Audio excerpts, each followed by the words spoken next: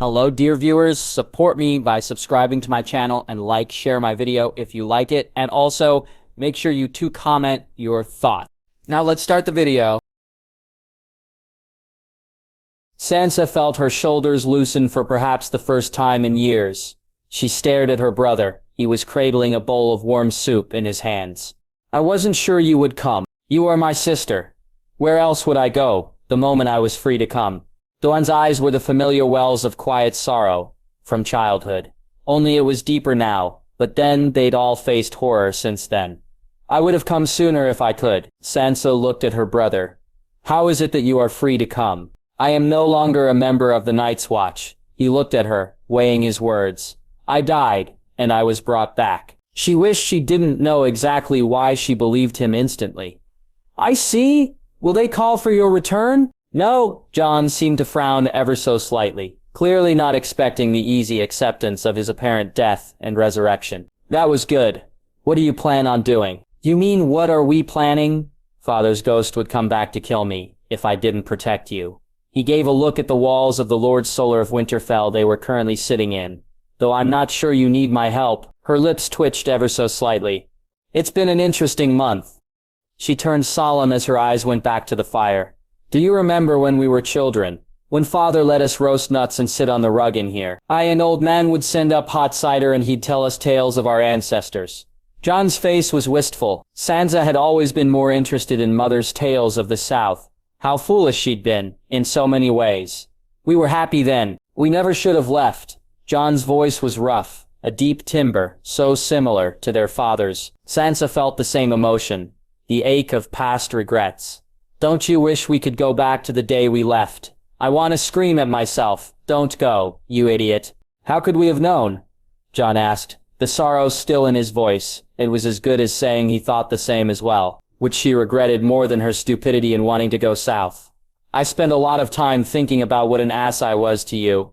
I wish I could change everything. We were children, he protested, an easy defense of her. Sansa huffed, warmth suffusing her bones as she sat here beside her brother. I was awful, just admit it. You were occasionally awful, but I'm sure I couldn't have been grateful, always sulking in the corner while the rest of you played.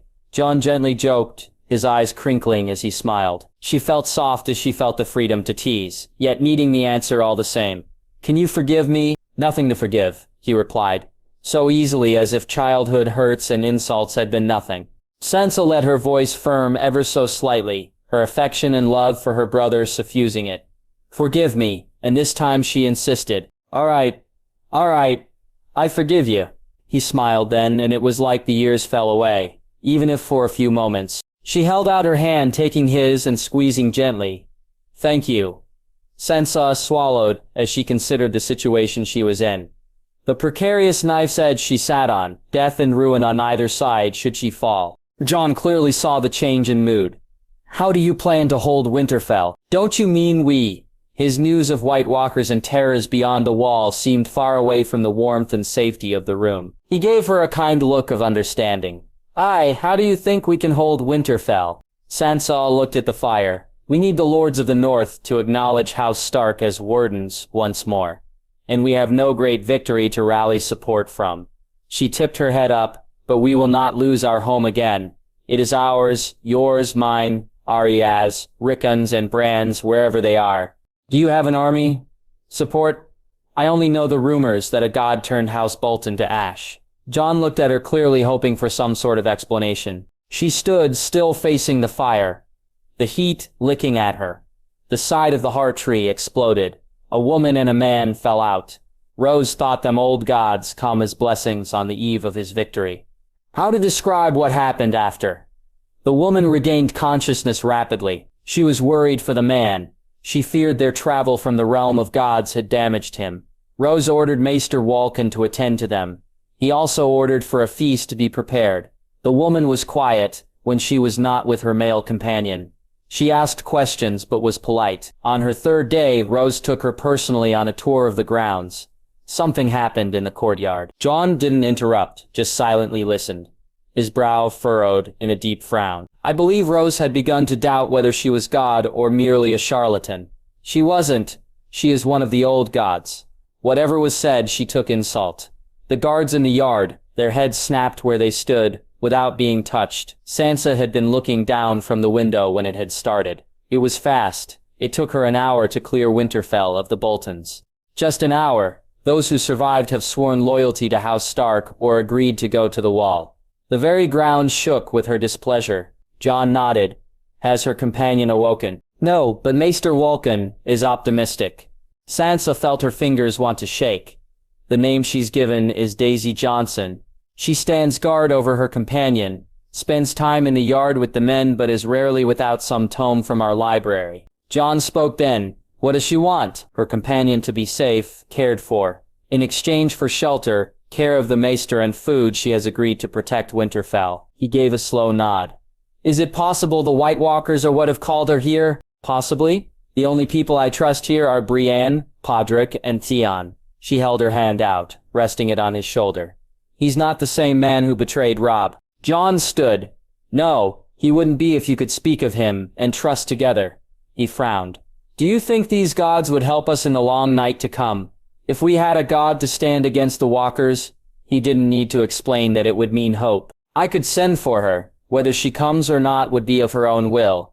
Sansa paused. She didn't know how to explain the unease playing host to a being of such power left her. But then it was clear she didn't have to. Jon's solemn face was drawn in such a way that the weariness and caution were written in the lines of his face. She gave a nod and stepped to the door. Opening it, she looked at the guard, one of the boys who had once served House Bolton, but now served her. Send word to her, Holiness, that if she is amenable to it, I would be honored by her presence tonight. Right away, milady. He dipped his head sharply and then vanished into the shadows of the hall. It was late, and she'd ordered for only the areas in use to be lit.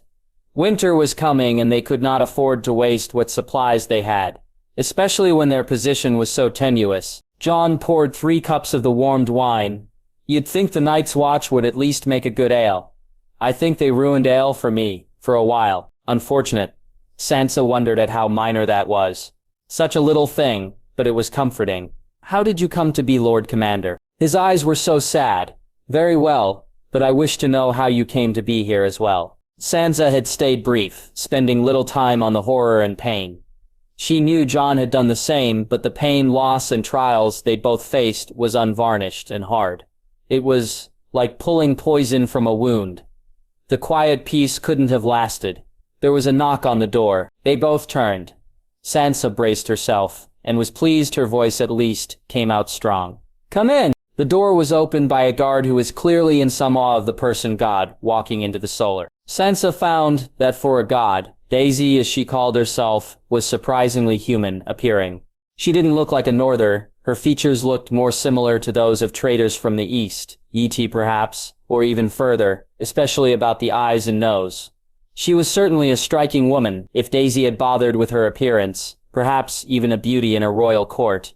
The ill-fitting men's clothing, braid and general air of barely put-togetherness prevented that from being the case here and now. Sansa stood. We're honored you could come. A pleasure, Lady Stark. Daisy's eyes stayed on Jon for a long minute. It was like she was weighing him, and then her eyes were back on Sansa. Sansa let her court mask fall into place. May I present my brother Jon Snow, former Lord Commander of the Night's Watch. Your Holiness! Jon gave a stiff bow. Daisy held out her hand. Please, call me Daisy, both of you. Her lips twitched ever so slightly. Your last name is Snow, not Stark? I'm a bastard. Jon the idiot brandished that like it wasn't something that could be taken as an insult. Sansa examined Daisy. She had been so busy with trying to keep all of the Winterfell from instantly being retaken by someone she hadn't properly spoken with. The other woman since the first few days after the Boltons had been slaughtered. The easy brush-off of a title was new. She also noticed that Daisy's body language didn't change at the new information. Ah. Her head tilted slightly, before her focus returned to Sansa once more. I'm unsure of your manners, so I apologize if it's rude to ask. But why did you invite me? Sansa gestured to the open seat by the fire. My brother brings grave tidings from beyond the wall. Tidings we believe may concern you and your arrival. She barely kept from swallowing at the suddenly sharp eyes of the god. Of course, it is only a guess, as we know little of how you came to be here. I see. She looked at Jon then, and there was the slightest tinge of hope to her. It wasn't possibly a giant metal bird, possibly one that vanished or appeared from nowhere. Jon took that in stride somehow. I've never heard of something of that nature. My sister is referring to the White Walkers. They have returned to this realm and winter is coming. What's a White Walker? Daisy took the seat though. Her face was interested as she looked at Jon. Jon sat across from the god and spoke. His voice full and serious. They are old beings of magic. White skin, blue eyes. Their bodies are almost skeletal. They can bring the dead back. At this moment they are building an army of the dead. The only things that can kill them are fire, Valyrian steel, and dragonglass. Wait, magic ice zombies? Her voice pitched up in surprise. Jon's shoulders actually physically relaxed ever so slightly, in relief, at her recognizing the description. I've never heard them called that, but they're real, and they're coming with their army. How intelligent are they? Daisy asked slowly. He replied promptly. They can still swing a sword, beat down a door, find and attack their enemies. But the dead are nearly mindless. The others, though, I'd say they're as intelligent as men. Their army is ever growing, 100,000 strong at least. Well, fuck. Daisy leaned back in her chair and didn't seem to register the surprise at her vulgarity from either Sansa or Jon. She brushed some stray hairs behind her ear. Her voice was nearly a mumble. It had to be fucking ice zombies. She blinked, and then looked at them. I hate to tell you I'm not here to help you with your White Walkers. Sansa felt a thrum of fear. Do you require our aid to achieve your goal then? Daisy frowned, but her eyes were clear as she looked at Sansa. I have not been here long, but if I understand the situation correctly, your world is at war. The Boltons were monsters who turned on their own side in the Civil War, leaving your family in ruins. This region is called the North, and is divided and leaderless. Her voice was blunt as she spoke the truth. It wasn't pretty, or even deep, but it was true. Sansa's fingers would have trembled if she'd let them. The North has served House Stark for thousands of years. They will do so again. Your position is weak. You need to rebuild what is essentially a country from rubble. Daisy didn't sound dismissive as she spoke. Which leaves me, she stared at them. Until Fitz wakes, I'm trapped here. Even after he wakes up, it will take him time to return us back to our home. Time and resources. And as you know, I'm not familiar with your world, but I can tell you're certainly a better option than the Boltons were. Her lips pulled up in disgust at the mention of the Boltons. Sansa's fingers tightened in the folds of her dress. Are you offering your aid? In exchange for protection and whatever Fitz needs to get us home. Daisy's eyes were bright and intelligent. I'll help with the ice zombies or White Walkers or whatever they are. Though I'm not sure how useful my powers will be against them. What supplies would your companion need? Sansa could not agree if the cost was similar to the cost rumored to be demanded by the Red Flame god R'hllor. Daisy actually seemed to consider that metal, just mechanical bits and pieces. Really, I'm not exactly up to date on how to build doorways to other realities. She shrugged.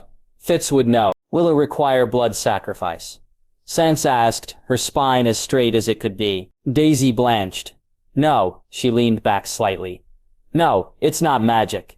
Fitz doesn't use magic. Well, I don't think you'd understand a word for it. The closest you have are blacksmiths, I think. Like the smith. Jon spoke. Daisy's brow furrowed slightly. In a way, yes. But if you give him the tools and materials he needs, I will help you secure the North and deal with these White Walkers. Daisy held out her hand. Then I would be glad of your help, and to provide what your companion needs. Sansa felt the first flutterings of hope as she sat in a room with her brother and a god willing to aid them. She reached forward and took the god's hand and shook. It felt deceptively human. Daisy's lips twitched up. Well, in that case, I should explain how I can help. She straightened slightly. I'm something like one of your knights, but also a bit like an assassin. I've commanded men assisted in building up intelligence networks, as well as military organizations, and I guess the closest you would have would be breaking codes. Jon spoke then, which was fortunate, because Sansa was too busy trying to not cry in relief that they might actually be able to do this. Instead, Jon ignored all common sense, and went and asked as if the woman wasn't a god. Your powers, will they work against the White Walkers? I don't know. Daisy actually picked up the glass of wine set aside for her and sipped from it. It depends on what magic bullshit they function under. But I doubt I can fight an army 100,000 strong. on my own, successfully without significant risk of it doing more harm than good. Nimidentizum Sapton. John's eyes widened slightly at her assumption. She could take the whole army of the dead on her own. What harm would it do? My powers are dangerous at that scale. At a certain point, control isn't possible. Daisy's face twitched slightly, her eyes darkening. And you would not thank me for being your pet monster. It would leave you vulnerable and weak when I leave. Sansa's eyes narrowed. She understood the last part well enough. They had to be tested and proven outside of this god's support when she left, or any stability would vanish the moment she left. It'd be the same as when the Targaryens lost their dragons. However, that didn't mean there wasn't use for destruction on a much smaller scale than an army, 100,000 strong. But you could take a single castle safely enough. I could turn it to rubble. Daisy's eyes had never really left her, even when Jon spoke. Sansa gave a slight nod. Weakness meant death. But any human was nothing before a god. There was no point in false pretenses. Besides, Daisy clearly knew at least in part how precarious the situation was. The dead may be coming, but unless we've unified the North before they get here, we'll have no hope. Then better we die in you, unleashing your powers, your holiness, than be turned into whites for the Night King's army. How do we do that? Jon asked. We have no army. Sansa's chip tipped up. We have our name, we have a power vacuum, and the advantage of being the only ones aware of what the situation is. Without a battle to unify the Lords of the North, they must choose us as their warden, once more. We must call the Lords moot. They will name their warden of the North, and will ensure they choose correctly. Surprisingly democratic. Daisy was looking at her with what might be approval. How does that involve me destroying a castle, though? Sansa stood and stepped to the map of the North that lay on the table. Men follow where they believe power resides, so we must ensure they believe that is with us. The Boltons betrayed us, so they must be visibly removed. Their wealth, stores, arms, all taken as retribution to House Stark. She looked at Daisy. Could you, with the aid of enough men, do this? You mean to raise the Dreadfort to the ground? Jon rose and moved beside her. Daisy stood, stepping over to the map, and clearly picking up the dot labeled as the Dreadfort. Depends on how much you want me to bring back from it. I can't magic the loot from one place to another. I suppose they'd have the carts there. So however many men you think that part would require. But I can do that. Jen, you have an army of wildlings, loyal to you. Sansa looked at her brother. He shook his head. They don't serve me. They owe you their lives. She looked at the map. If they aid us, they will have a united North to fight the White Walkers. They are fleeing, and I'll give them half of the Bolton's lands in payment for services rendered. So long as they do not turn against House Stark, they would keep their knees unbent. Would they fight for that? Jon's face was serious, the lines he was too young to bear deeper than they had any right to be. But he nodded. Aye, they'd fight for that. Then you'll need to ride for where they're camped, by the wall. As you ride, send word I will take any deserters or men in hiding from Stannis' army. House Baratheon and House Stark have long been allies. Their king may be dead, but they can still serve an honorable life here. Sansa eyed the map. The many letters of Rosa's she'd read came to mind. What she knew of the state of the Lords of the North. Once you have the wildlings, send those who cannot fight here. But take the army along the western coast. Drive out the last of the Ironborn, down to Deepwood Motte. Once you've aided Lord Glover in securing his land, raise his banners as well as any banners you can between the wall and here. Jon leaned against the table. I'm tired of fighting. He looked at her, his eyes so like their father's. It's all I've done since I left. He closed his eyes, seeming to let his decision settle over him. Without the North, we can't stop the dead. We'll all die no matter how far we run. I'll do it. He frowned at the map. But why raise the banners after riding the coast of the Ironborn? And with her holiness and I gone, Winterfell will be vulnerable. I have Brienne, and enough men to hold till your holiness returns. Sansa looked at Daisy. If you travel quickly, it should be half a moon's turn. Daisy looked thoughtful. I can do it, but you don't have to call me your holiness. I'm not a god, even if it's probably best we don't tell everyone that. Sansa stared at the woman in disbelief. She couldn't help it. That is to say, many of the men have seen your powers. You have just agreed to destroy a castle, more or less on your own. I didn't say I was human, Daisy shrugged. I don't have holy abilities, I don't answer prayer, I don't hear it even if someone did try to pray to me. I can't see into men's souls or any of that. I can tell when a person is lying, but that's just because I can feel their heartbeat change. But I can't bless or curse anyone, perform miracles or any of it. Sansa's mouth felt dry as she tried to find a way to express how ridiculous the idea that this god was anything but a god was. Her eyes flicked lightly to Jon's equally baffled expression, before returning to the woman. What would you have us call you then? Daisy is fine, but if you have to use a title, your closest equivalent to what I am would be Sarah, I think. Sansa gave a slight nod. Very well, Sarah. She turned back to the map and pointed to Moat Cailin.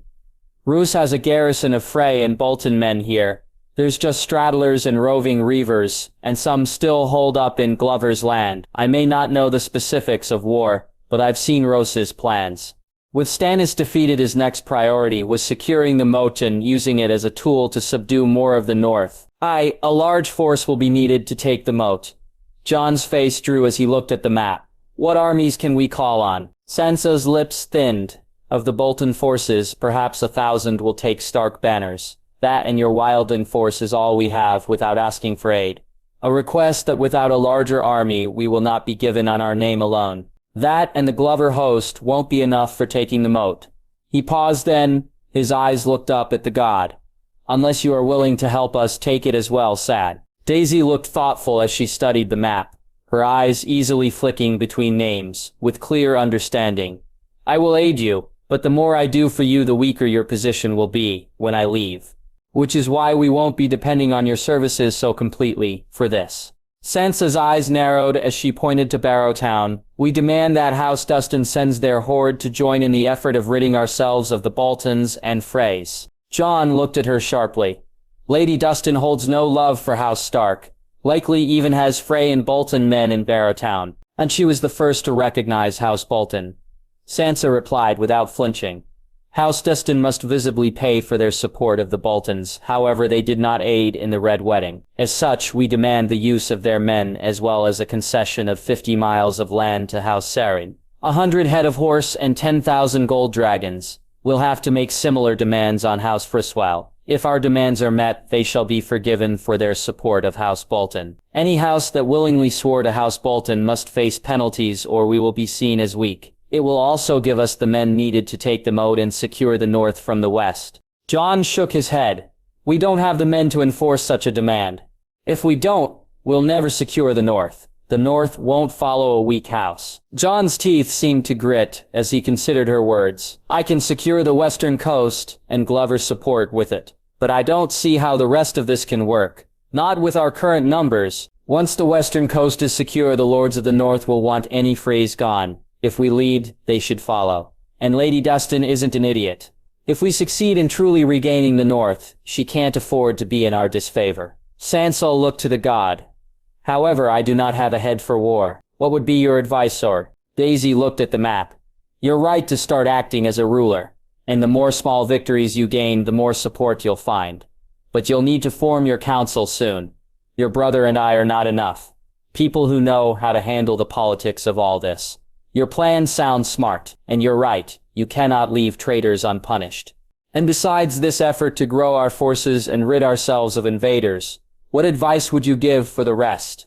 Sansa knew her brother would have more to say once it was only them, but she needed whatever she could to convince him, and this god seemed to favor her suggestions. Daisy met her gaze. As your rule grows, it will become more and more important that you have people organizing and running sections of your government for you. Having a support structure in place will keep everything from collapsing later. She's not wrong, Jon agreed.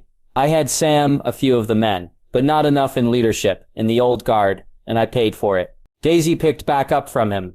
By the time you have your moot, you'll need a system in place. Likely sooner. I don't understand the politics of your kingdom yet. And your brother may have the right of it that demanding fealty and reparation for disloyalty isn't possible. Then we have 8 moons. Sansa looked at the map. She had 8 moons to gain control of the north. It was less than it would have taken to gather an army and take back those same lands. It had to be done. She picked up the box of pieces Roose had used to mark his men and enemies on the large map. Jon, how long do you believe it will take to secure the west down to the Madoc? He looked at the map. It depends on what resistance we find. But we'll move quick. 2, maybe 3 moons. Jon's mouth tightened. I don't like the idea of leaving you alone for so long. We don't have a choice if we mean to succeed. And we'll never be safe if we don't secure the North. It's our home. Without it, they'll never stop coming for us. Once we have House Glover and the Dreadfort is nothing but rubble, we can decide on House Diston. Sansa looked at the map. They were going to take back their home. Jon was tired as he sharpened his sword. Sitting here by the face tree, he felt a stillness. It had been shocking to see the gaping wound in the side of the tree, leaking red sap where the bark was mangled from the gods emerging. He'd believed Sansa all about what had occurred immediately, but it was different seeing for himself. Behind him, he heard the whisper of a gown upon the frozen grass. You look like father, Sansa greeted as she approached. She took the seat beside him on the roots of the tree, overlooking the pool. He looked at his sister. She was pale and drawn, her movements holding a certain stiffness that told him she was still physically pained from what the Boltons had done to her. His grip on his sword tightened at the thought. I never understood how he could spend hours here before. Now I don't want to leave. I don't want you to leave either. Sansa's profile didn't waver as she looked out across the pond in the Godswood. I wish I could ride with you. Jon wanted to ask her to come with him, but he knew their plans required them to be parted. Do you trust this god? No, Sansa replied without hesitation. But if she turns against us, there is nothing we can do. If your wildlings know how to kill a god, it would be useful. She looked at him, but her motivation since opening her eyes in this world has been protecting her companion. He reached out his hand, laying it over hers. I'm leaving Ghost. He'll look after you while I can't. I will hold Winterfell till you can return. Sansa looked at him with a strength and clarity of purpose he'd never known she could possess. Don't let your guard down. Jon tightened his grip over her hand. I'll secure the western coast and return with as much haste as I can. Be careful. No one's loyalty is guaranteed. Sansa cautioned him. He gave a slight nod. I've learned that as well. And didn't it ache that they'd both learned that lesson? Jon sheathed his sword. I'll send word when I can. Let us hope you find survivors of Stannis' army. Jon looked back to the pool. It reflected the red leaves of the weirwood and the cold blue sky above them. I don't like the men you have here. They're boys. Sansa replied, giving little away of what she must feel knowing the people now following her had been Bolton men and servants. The ones who'd seen a god and bent the knee rather than stand with their liege lord, or rather pissed themselves and hidden till after the purge was done. Stupid boys who didn't know to fear the death the Boltons would give more than the quick deaths they would have faced from Daisy. Jon's mouth tightened. They're green boys, with uncertain loyalty. Brienne is more than a match for any of them, and the threat of Daisy's displeasure will keep them in line for the short time you're gone. Sansa straightened her skirts, and, green or not, they can do what will be required. He reached out and hugged her to him. Things should be different. It should have been Father or Robb sitting here protecting Sansa. Winterfell shouldn't be a hollowed-out husk of its former self. Their family should be whole and alive, but it was just them, and now he had to leave. To fight when his very soul cried out against such a thing. But winter was coming, and their home had to be secured. So he held his sister and wished they didn't need to part again. Daisy stared at the horse in front of her. I may have miscalculated. Does Swiftfoot displease you, your holiness? Jorah Fletcher asked nervously from where he was holding the animal's bridle. She looked at the poor kid. He looked like he belonged on a high school football team, not here in armor off to go storm a castle. Still, the horse. I'm sure Swiftfoot is a very nice horse. Daisy really had been stressed if she'd missed this obvious issue. It's only I've never ridden one. Never. Jorah stared at her in disbelief. Daisy scratched at the animal's nose. It really looked like a very nice horse. The steeds I'm used to are made of metal and move a great deal faster than a horse is able to. She looked at the guard.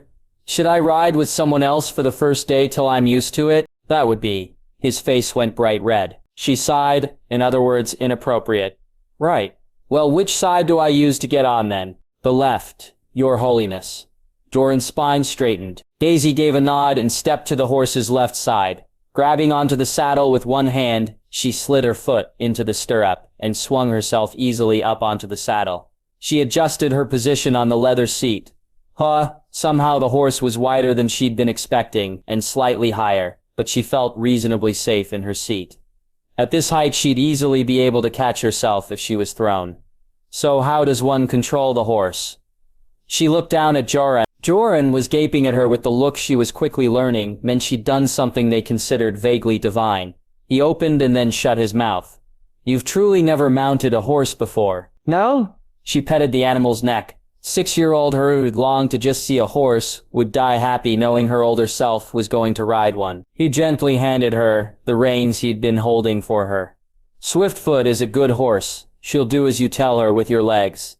Just use the reins to gently guide the direction she should be going in. Keep the reins loose. How do I stop the horse? I have a feeling that bit is pretty important. Daisy's lips twitched up as she tried to put the poor kid at ease. Not that she was much older than him. To slow the horse, settle your weight into the seat and off the stirrups. Lean back a little, but keep your legs firm. You can then gently pull the reins back before releasing the tension.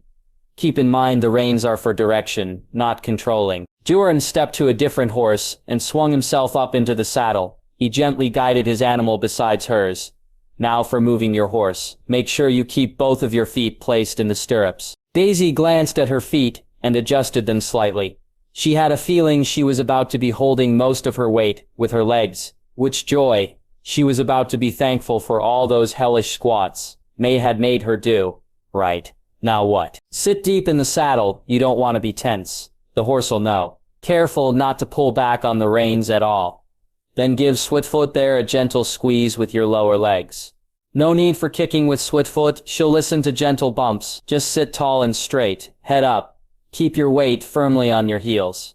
Joran showed her as he instructed, gently leading his horse in a slow circle of her. Daisy gave a quick nod and gently squeezed her legs slightly.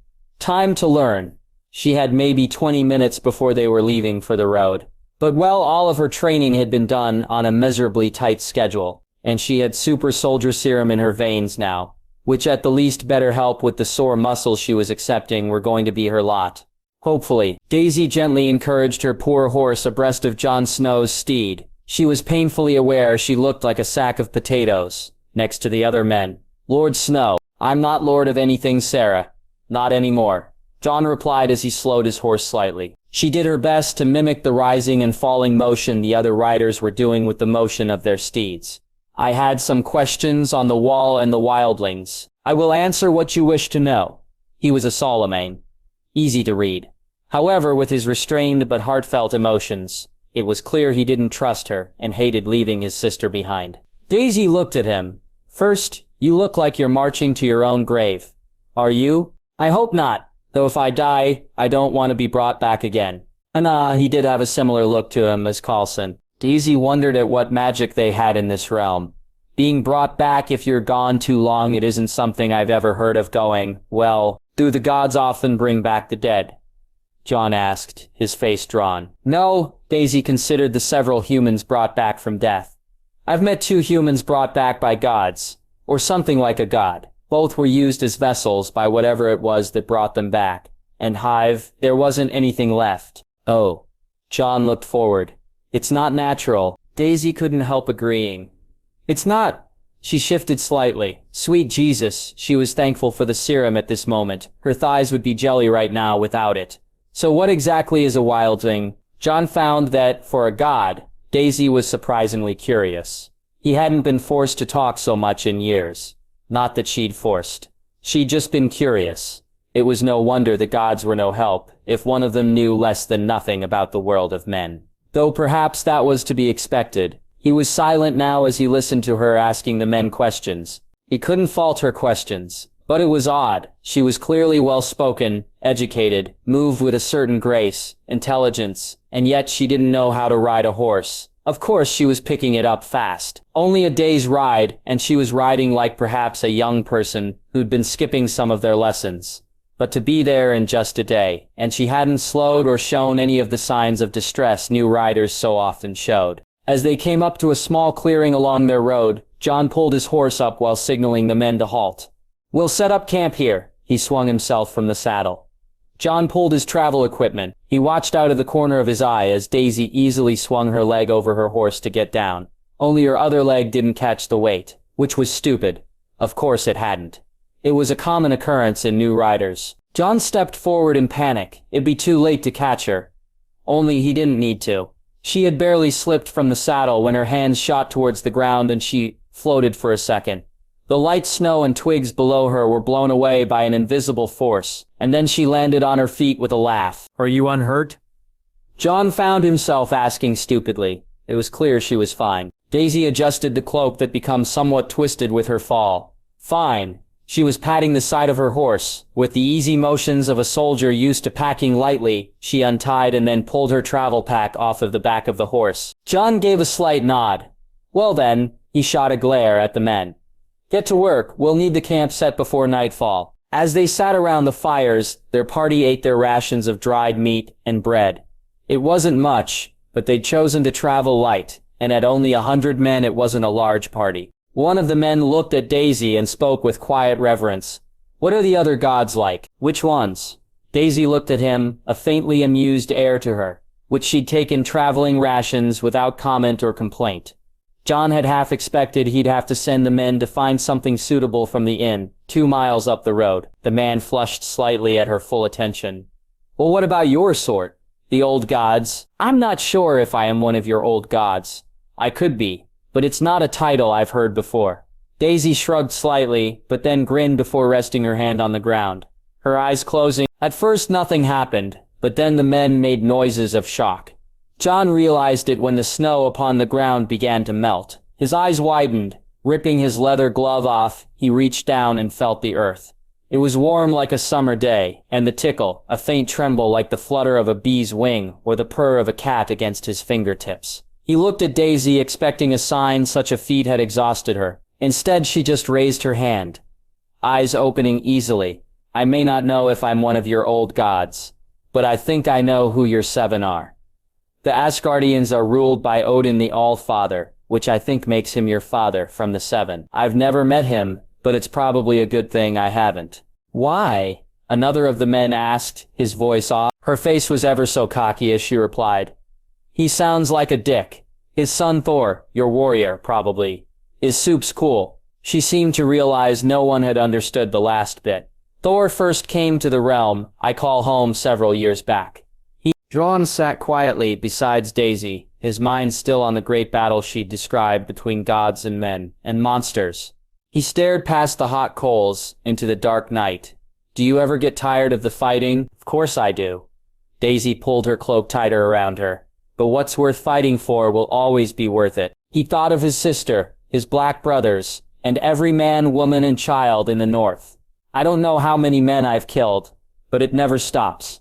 I thought I could find Sansa and run. That's not who either of you are. Daisy looked at him, and she had an expression so similar to Ygritte's when she knew something he didn't, only kinder. I've been here a month, and there hasn't been a day Sansa wasn't organizing cleaning of the castle, repurposing of clothing, organizing watches, training hours in the yard, letters written and sent off with ravens, the maester seeing to the repairing of your greenhouse. John frowned slightly, but interrupted.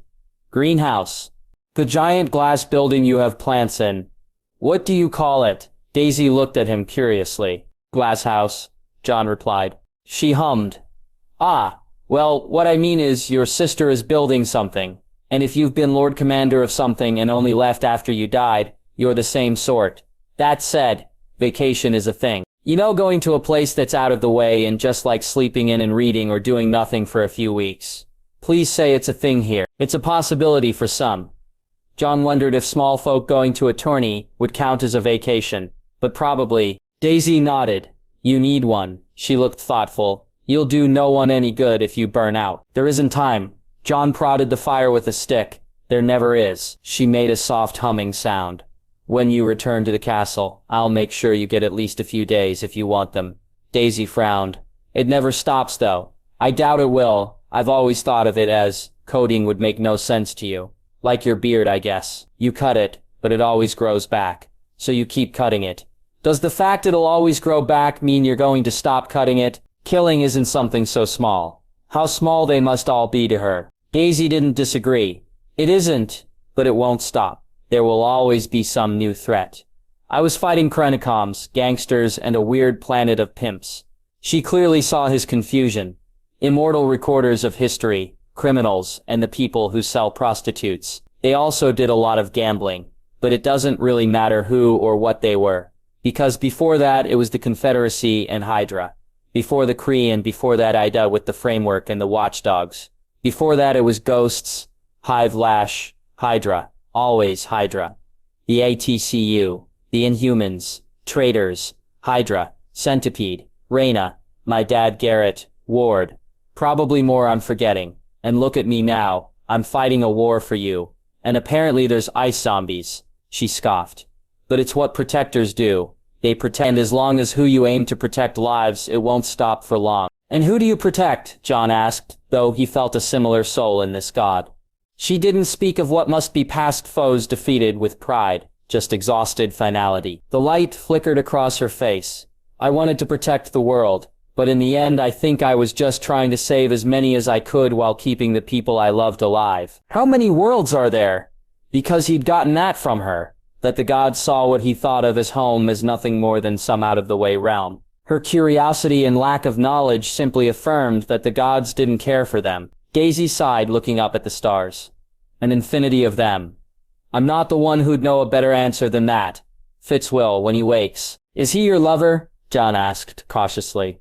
He doubted they were wed. She'd too easily accepted the title companion, and laid no claim of the sort on him. But there was a focus and devotion there that was difficult to explain. She laughed, turning towards him, eyes bright. No, he's my friend. Daisy seemed to consider her words then. Brother in arms. We've lived and fought together for years now. Oh, Jon wondered at that. But then wouldn't he have been the same for Sam or Pip? He'd like to think he would be, but fighting another's war, just for them, wasn't something he could say he'd do. He's lucky to have you as a friend. Daisy's face did something. He's done the same for me. She looked back at the fire. Then I hope he wakes. Jon stood then. We should sleep, there is much land to cover in the morning. She rose easily. Thank you for the company then. You're sure you do not wish for a tent? It still struck him as wrong to allow a woman to sleep on the ground, the same as the men. Daisy shook her head. It's a clear night, and I've slept in worse places. As you wish. Jon gave a slight bow. He wasn't going to argue with a god over something as minor as that. Besides, he was beginning to understand she was a soldier, and it would be poor recompense for the conversation. He felt calmer, less hopeless as he lowered himself on his bedroll. The ground was still too warm for the night or the season. Daisy was concerned as she saw the men riding with her along the road. They'd parted from Jon and his handful of men a few miles back, but it wasn't the absence of the man that bothered her, it was the looks of devotion the men gave her. From what she could tell, there wasn't much in this place that could have challenged her before the serum. After it, well, she probably was the closest to a god they'd ever meet. It was a good cover anyways, but it led to problems. Mainly what her removal from this world once Fitz was able to make them a portal out would do. It hadn't been hard to pick up that the men who had been mostly loyal to their lord. It was ingrained in them from birth. Their feelings about their lord had been similar to an American's about their government. A very awful murdering psychopath of a lord, still one they'd been raised to be loyal to their whole lives. Only now they'd been faced with their lord in his most loyal facing divine retribution. As if she'd have stood by and let more people be flayed alive. It had been rash, but Rose Bolton and his psychopath of a son had reminded her too much of Hydra for her to not act. But it left the issue that these men, and the ones behind in Winterfell, were for the most part loyal to her, not the Starks. Not that she was sure the Starks were good people, but they were better than the Boltons, and toppling a government and not helping establish a new one was a dick move, and from what little she'd seen, Sansa had the head and conviction to do it. But until Sansa had a force loyal to her, it left everything a bit awkward. And if these men decided to form some sort of cult army in her name, that wouldn't go well. Daisy glanced at the men. She'd have to figure something out because she needed them to believe she was a god. But she didn't want to start some sort of religious cult. Hopefully Fitz had an idea of what to do because she was coming up blank. At least Jon seemed like a decent sort. Depressing, but decent. It was nice to properly talk to someone. Your Holiness, do you believe we should send some men ahead to see if there is game ahead for dinner? Doran asked. He'd apparently been chosen by the men as their liaison with her as they traveled. Daisy ran through her newly developing mental medieval language filter. Dame. Animals to eat. Probably. Christ. Gemma would be better at this shit. Is that wise on this stretch of road? Well, we won't know what's up there till we take a look. Joran replied from his place in the saddle. She considered that, and frankly, not eating salted and dried meat for dinner would be nice. And she needed their belief in her being a god to be ironclad, even if she still wasn't sure how to handle the inevitable issues with that. So she closed her eyes, letting herself focus entirely on the world around her. The vibrations of every subatomic vibration for miles around. It was too much information to process most of the time. But if she focused only on the vibrations, there was life teeming in these woods. Thousands of insects, birds, rabbits, squirrels. She could feel all of it. And then just off the road to the right and down a small gully, she could feel the heartbeat of a large animal. It wasn't a human, similar in size to a horse. Daisy reached out, focusing on the vibrations of the creature's bones, and particularly its skull. She clenched her fist, and its skull exploded into its brain. She felt it die, vibrations stilling but not all the way. Nothing was completely still. Her eyes opened. No need for anyone to ride ahead. We're alone for miles, but there's a deer or elk or something just down that gully. Right, Joran blinked, but he reached for his bow as he turned towards the gully. Daisy sighed. I killed it already. No need for the bow. Joran bowed as best he could in the saddle, and then rode down into the gully, two men breaking away from the group and following him. She ignored the whispers of the men. Instead, she focused on lowering and raising the temperature around her hand. It'd been something she'd been working on in space. The Zephyr's internal temperature control had broken early on in the hunt for Fitz, which had left her with a time crunch and a stressed Gemma figuring out how to vibrate atoms faster for warmth and slower to cool that same air. Space had been very boring, most of the time. Who knew Gemma had had so many ideas for her powers? Daisy scratched at her horse's neck. It was bitter cold, but heating the air under her cloak helped. The men had noticed the air around her was warmer. She was surprised as a man she hadn't spoken to before rode forward slightly. Your Holiness, the man bowed his head. She felt sad seeing him. He looked like another high schooler trying to grow out his first terrible attempt at a beard. What's your name? Irakog, Your Holiness. I'm from a farm near the Dreadfort. If you wanted to know about it, he offered nervously, his vibrations buzzing uncomfortably, heart beating slightly too fast. Daisy smiled. I would like that very much. And well, getting to know the men she had to convince she was a god while also preventing them from turning into a religious cult that would likely destabilize the entire region. So a typical SHIELD mission, at least the fate of the entire species wasn't at risk. Well, there were the magic ice zombies. Sansa poured hot wax onto the letter she'd just written. She pressed the new ring with House Stark's direwolf into the wax before lifting it. The ring was new. The smith had only finished it a few days before. It felt odd to wear what was clearly a lord's ring, but needed. The more she appeared as the lady of a great house, the more she would be treated as one. Take this to Maester Walken. Tell him to send it to Riverrun, to my uncle the Blackfish. Yes, milady. Podrick took the letter from her and scurried out of the room.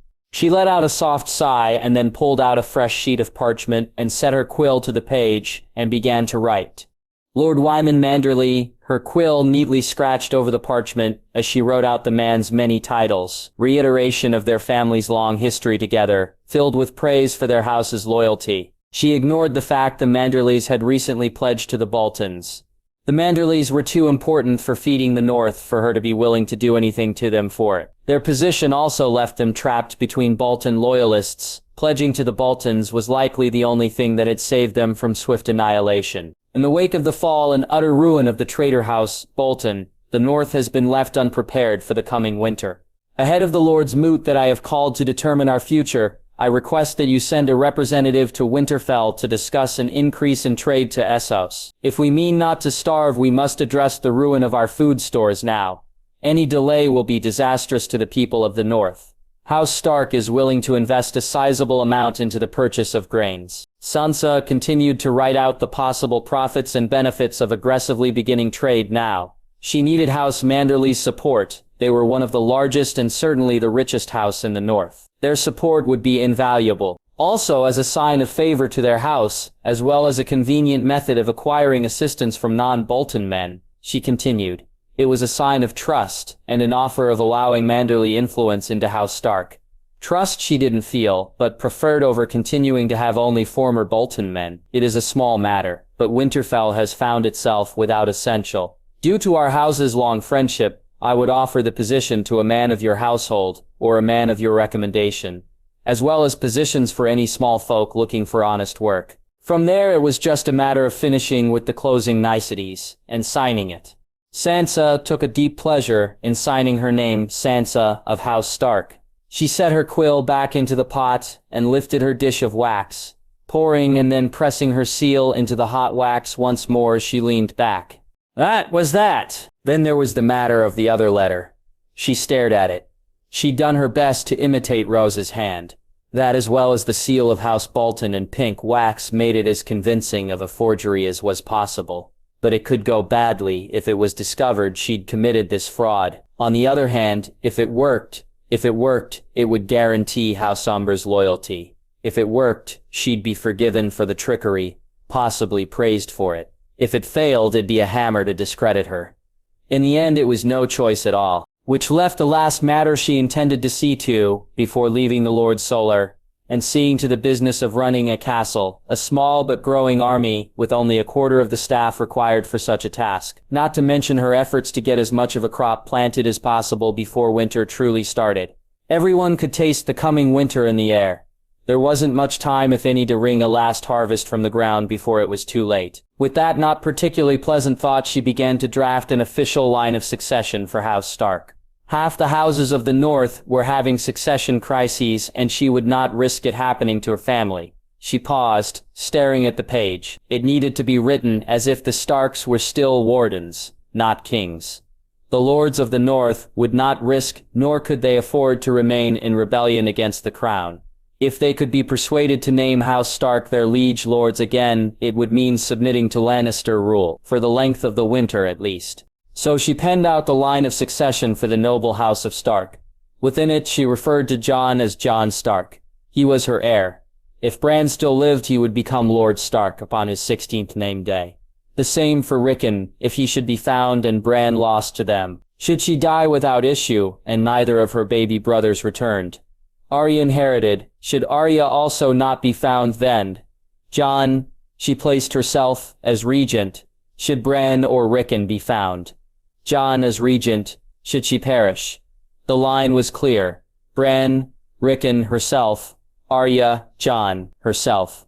And then Jon in the case of a regent being required. Sansa stared at the document, and then placed the seal of their house upon its page, and it was done.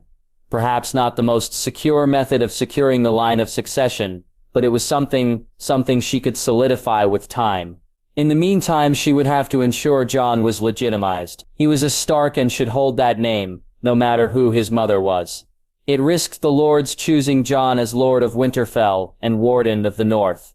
But Jon would be a fair lord, especially if she could keep him from doing anything monumentally stupid. But bending the knee, an oath that no Stark would leave the North for 100 years, the North no longer in rebellion against the throne, but also likely a concession of a keep to a lord of the Westerlands, ensuring the North could not be closed to the crown again, and Tommen might accept. It burned to think of the North leashed to the Lannisters in such a way.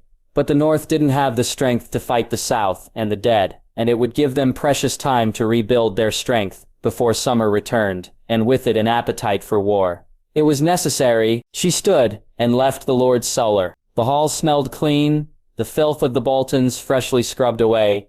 She walked, the heavy footfalls of Brienne following behind her. As they walked, an older serving woman came bustling towards them. The woman gave a bow. Lady Stark. Greenie. Yes? Sansa had had little contact with the woman whom she believed to be a seamstress. Did you require something? Grenier easily fell into step besides, but just a touch behind her, allowing Sansa to continue to walk. M'lady. It's just what are we doing for the wardrobe of Her Holiness? Yes, that is something pressing. Sansa considered as they walked the issues at that. Her Holiness seems inclined to not notice her garb. Which that wouldn't do.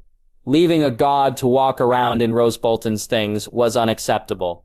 Do you have a suggestion? Grania nodded eagerly. I thought I might take Lord Bolton's wardrobe and use what I can, and send the rest to be used for the men. Then if I had leave to use some of the finer fabric for the outer tunics, I could make something suitable. What are your current tasks? Sansa asked. She couldn't afford to work any of her people too hard. Hard but not into the ground, Grania replied easily, and without hesitation. A point in favor of her loyalty at the moment. I'm repurposing the Bolton banners, m'lady. Then your time can be afforded for the project.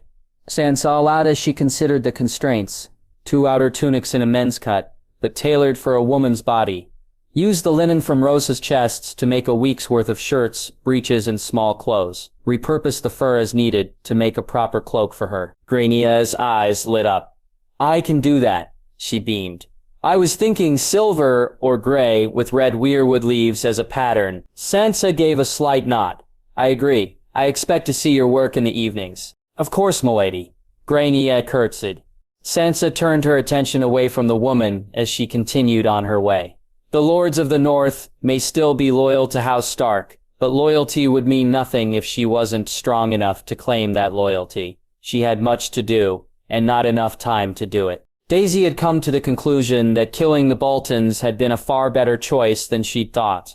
Every word about them from their former soldiers filled her with a sick sense of disgust and revulsion. The flayed corpses, men permitted to rape, and obvious psychopathy of that vile Ramsay had made the decision of eliminating them easier than it should have.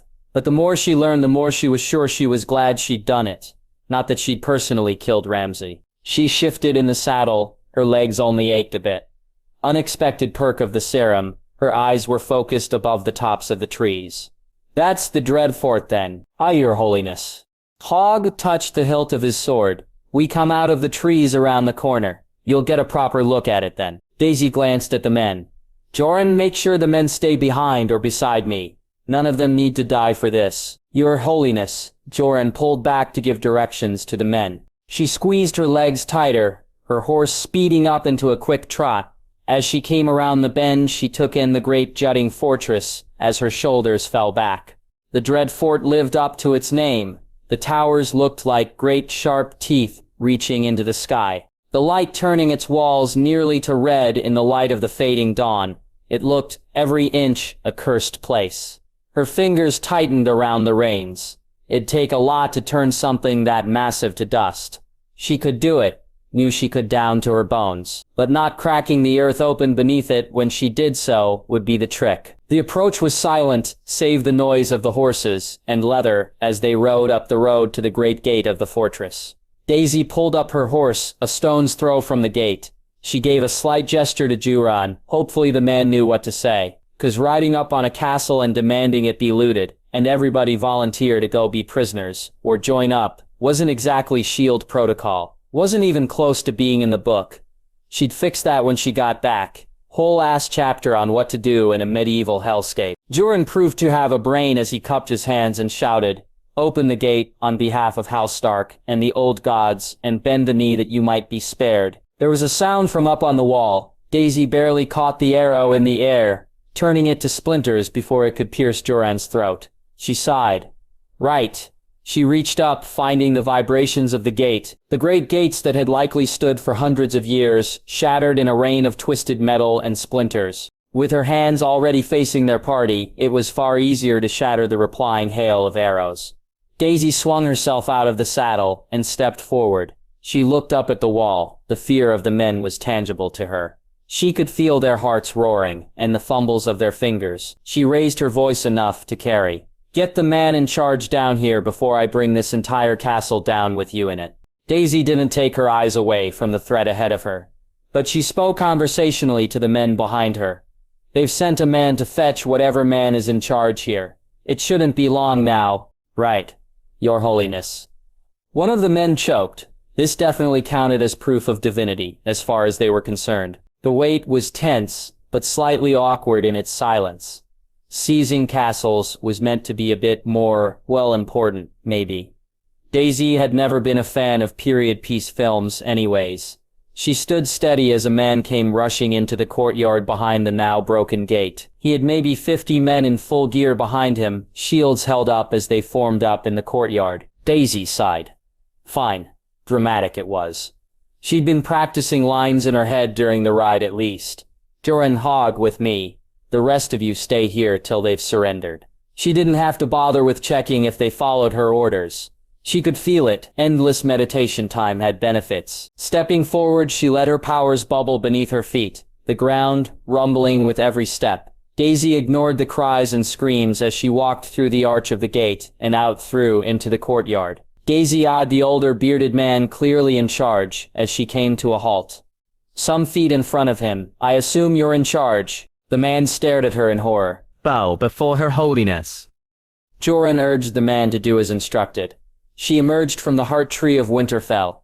The man dropped to one knee, the men-at-arms following his example with some hesitation, but they did so, their hearts all racing as they nervously looked around, unsure about what they were doing. The man spoke. "My name is Walder Frey. The men call me Big Walder, your holiness." He held out the hilt of his sword. She raised a brow at that. The dagger, she could feel him palming, the way his vibrations felt braced for action. Daisy's mouth tightened. No easy surrender then. Make a statement strong enough, and the rest should fold. After all, they didn't have a leader to remain loyal to. So she stepped forward and took his sword's hilt. The man lunged, a snarl on his lips, and stabbed forward with his dagger. "Which?" Daisy caught his hand, holding the dagger. She'd have managed it without powers. He hadn't been careful. Wrong. Holding on to him, she slowed the vibration in his arm, starting where she held him, all the way through him. Walder cried out in horror. After all, humans were 60% water, and she was freezing it. It was gruesome, but it was about the statement needed to prevent further bloodshed, and it was fast. Walder didn't even get a word out before he was frozen solid, his face trapped in a mask of horror, his skin an awful pale color. Daisy released the now dead man's hand. "You have 3 choices. Surrender and swear fealty to House Stark. Surrender and take the black. Or don't, and follow in Walder's example."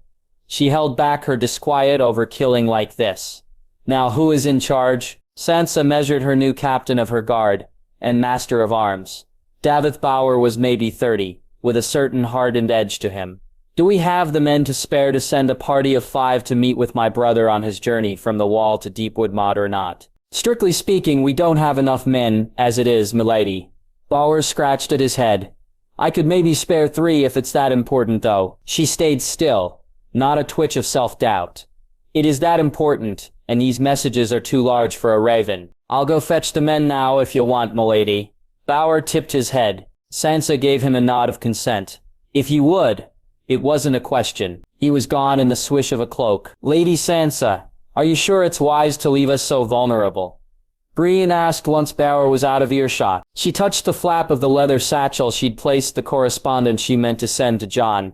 "If we're not to be vulnerable in the future, we have to risk it now." "Very well then," Brienne settled. Sansa explained to her Lady Knight. "House Hornwood is in a succession crisis. If I settle it for them, I earn the loyalty of the heir. I've named and supported. I further ensure House Glover's loyalty, as they'll approve of my choice. And I'll have shown I'm capable of doing what is required, as Lady of Winterfell, Wardeness of the North." "Who are you naming heir?" Brienne asked. It had been the obvious decision. Lawrence Snow, ward of Lord Glover and the only surviving male issue of Lord Hornwood. "You don't have the authority to legitimize a bastard." Brienne frowned. "Unless you mean to claim the Northern Crown?" Sansa's spine felt like steel. "I'm a princess and a lady. Until the lords of the North name a lord, I'm both royal and noble, and who will contradict me?" "That seems a risk," Brienne remarked. She knew she'd chosen rightly. Sometimes risks are required to survive, and House Hornwood will hold no love for the Boltons. After what Ramsay did to the late Lady Hornwood, Sansa saw the lack of comprehension on her sworn sword's face. He forcibly married her, starved her, and claimed her lands and titles for himself. "I'm glad you stabbed him." Brienne's eyes narrowed. Sansa felt an odd mix of nausea and vindictiveness at the memory of his death. Tune tackled him. She tipped her chin up. When a god begins to wreak death and vengeance as the ground shakes with their wrath, there is nothing left to lose. She paused. "And I needed it to be me who killed him." Sansa listened to Maester Wolkin's report. "And Walda Bolton is in good health. Her pregnancy is progressing well." Wolcom flinched slightly at whatever he saw on her face. Have your orders changed for her? Sansa breathed out slowly. No, she will remain my prisoner, and unharmed. If she has a daughter, the girl will be sent to become a septa when she is old enough. A son will be sent to take the Black. Waldo will be sent to the Silent Sisters, as soon as she's recovered from the birth. I will not have a pregnant woman murdered. Your mercy does you credit, Lady Stark. He bowed, his chains clinking. She hated that she was showing that mercy. The sooner the child was born, and she could be rid of Waldo Bolton, the better. Our guest shows no change. His color has improved, and his heart remains strong. But I cannot tell when he will wake. Wolcom folded his hands inside his sleeves. Sansa. Moved on. Then, have you prepared the plans I requested? Your idea to turn the broken tower into a storehouse is well reasoned. I've had plans drawn up. He pulled out a scroll and rolled it open on the table, using 2 candlesticks to hold it open. I believe there is enough labor to be had from Wintertown to begin repairing the roof and the support beams. It will take a while, but it will be worth doing. Sansa parsed through the plans. They appeared solid, not that she would know much of anything on the topic. What of the accounting of the coffers? Your father was a good lord and was fiscally responsible from what I've been able to gather from the remains of the ledgers. However, war is expensive, and House Stark was never the wealthiest of houses. Your brother spent a great deal, and Lord Bolton used a great deal to pay his own soldiers from your family's coffers, which has left you with 2,430,000 and 6 gold dragons, a not insignificant amount. Sansa felt sick, but not enough for a house paramount, and not enough to last us 10 years of peace, let alone to rebuild anything.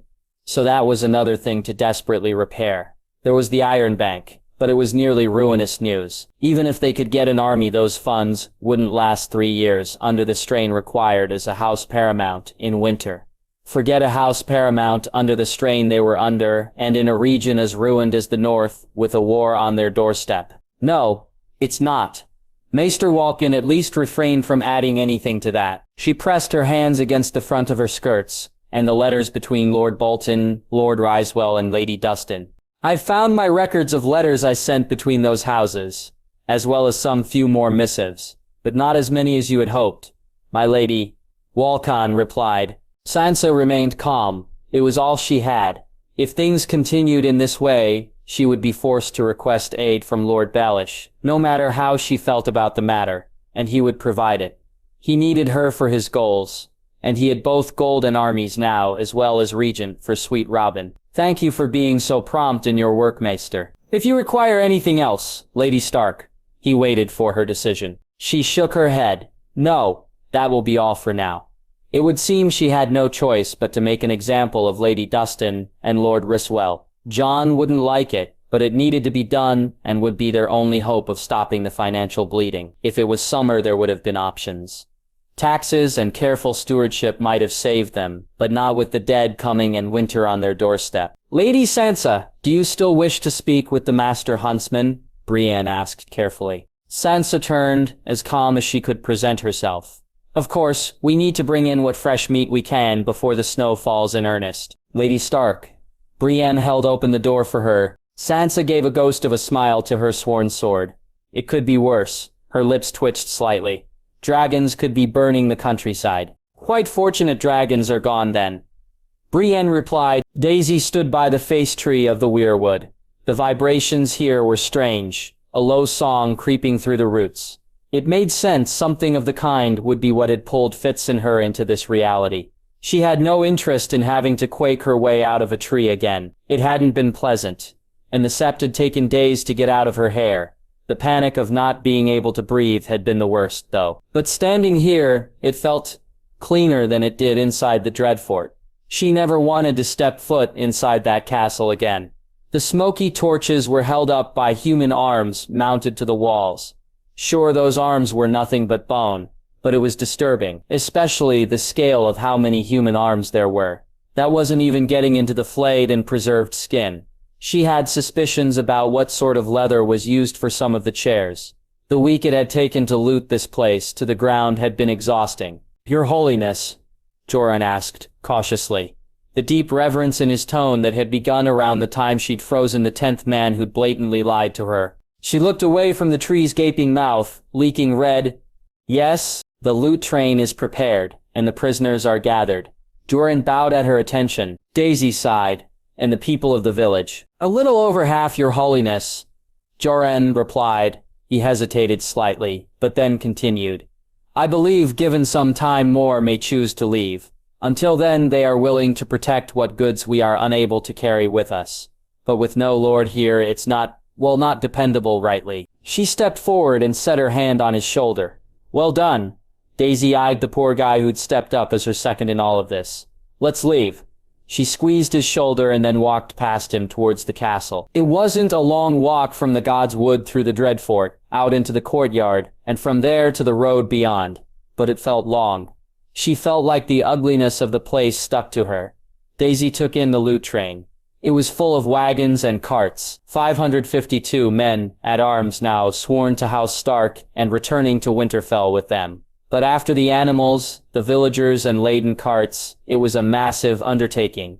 That said, the villagers had been pleased to loot the Dreadfort to their heart's content. Daisy waved Corb over. Take the prisoners to the wall. Keep a guard rotation on them. I got it, yeah. Holiness. Corb straightened, pleased at the acknowledgement. It'll take a smith to get him out of the chains. Daisy had insisted on that. The men being sent to the wall were scum. Be careful. I expect you to survive, Corba. Course, your holiness. He bowed as deep as he could before turning and beginning to shout, getting the men destined for the wall moving. Daisy pulled her gauntlets out of the saddlebag of her horse. Joran, get Fisher to start moving the train. They need to be further off so I don't harm anyone when I bring down the castle. She turned to face the Dreadfort and closed her eyes, focusing on the ground, the faults, the stone of the foundation. Every crack and weak point in the walls of the Dreadfort. It was strong. It would have stood for God knows how long if she hadn't have been there. But she was sickened by the place. The sounds, smells, and vibrations of the carts began to move further off. Daisy waited, and then she let her powers crack the earth. Sansa lowered her sewing as the door of her solar opened. Bower, thank you for coming, milady. He shuffled slightly. Poor man. She needed a more senior and experienced man to take his place as master of arms. But for now he was the best option she had. She gestured at the chair across from her. I'm going to be blunt. We need a party of 50 men in Bolton colors to ride out to rendezvous with a prisoner from the twins. We've all sworn to House Stark. To you? Bower spluttered in shock. Sansa disliked this plan herself, but it was necessary. You have, but the Freys don't know that yet. I wrote under Lord Bolton's name, requesting the transfer of their prisoner Lord Umber. I received word from the Freys today. They have agreed and will be moving him with a large party here to Winterfell. Milady, we don't have the men, not with how many we sent to your brother. He curled inwards, likely a trained response to saying no to a person above him. Sansa bit the inside of her cheek. She'd expected that answer. The Freys had responded too soon. Very well, thank you for your honesty. I will find another way to secure Lord Umber's rescue. Though she didn't know how, Sansa nearly leapt out of her skin at the sight of someone in her room. She only failed to scream due to the terror stealing the air from her lungs. One hand pressed to her chest as she recognized the person leaning against the wall by the window. Daisy. Septon. Daisy raised a hand. She frowned. Are you okay? I didn't mean to startle you that badly. She touched the wall. How did you get here? I can sort of fly. Daisy held out a scroll of parchment.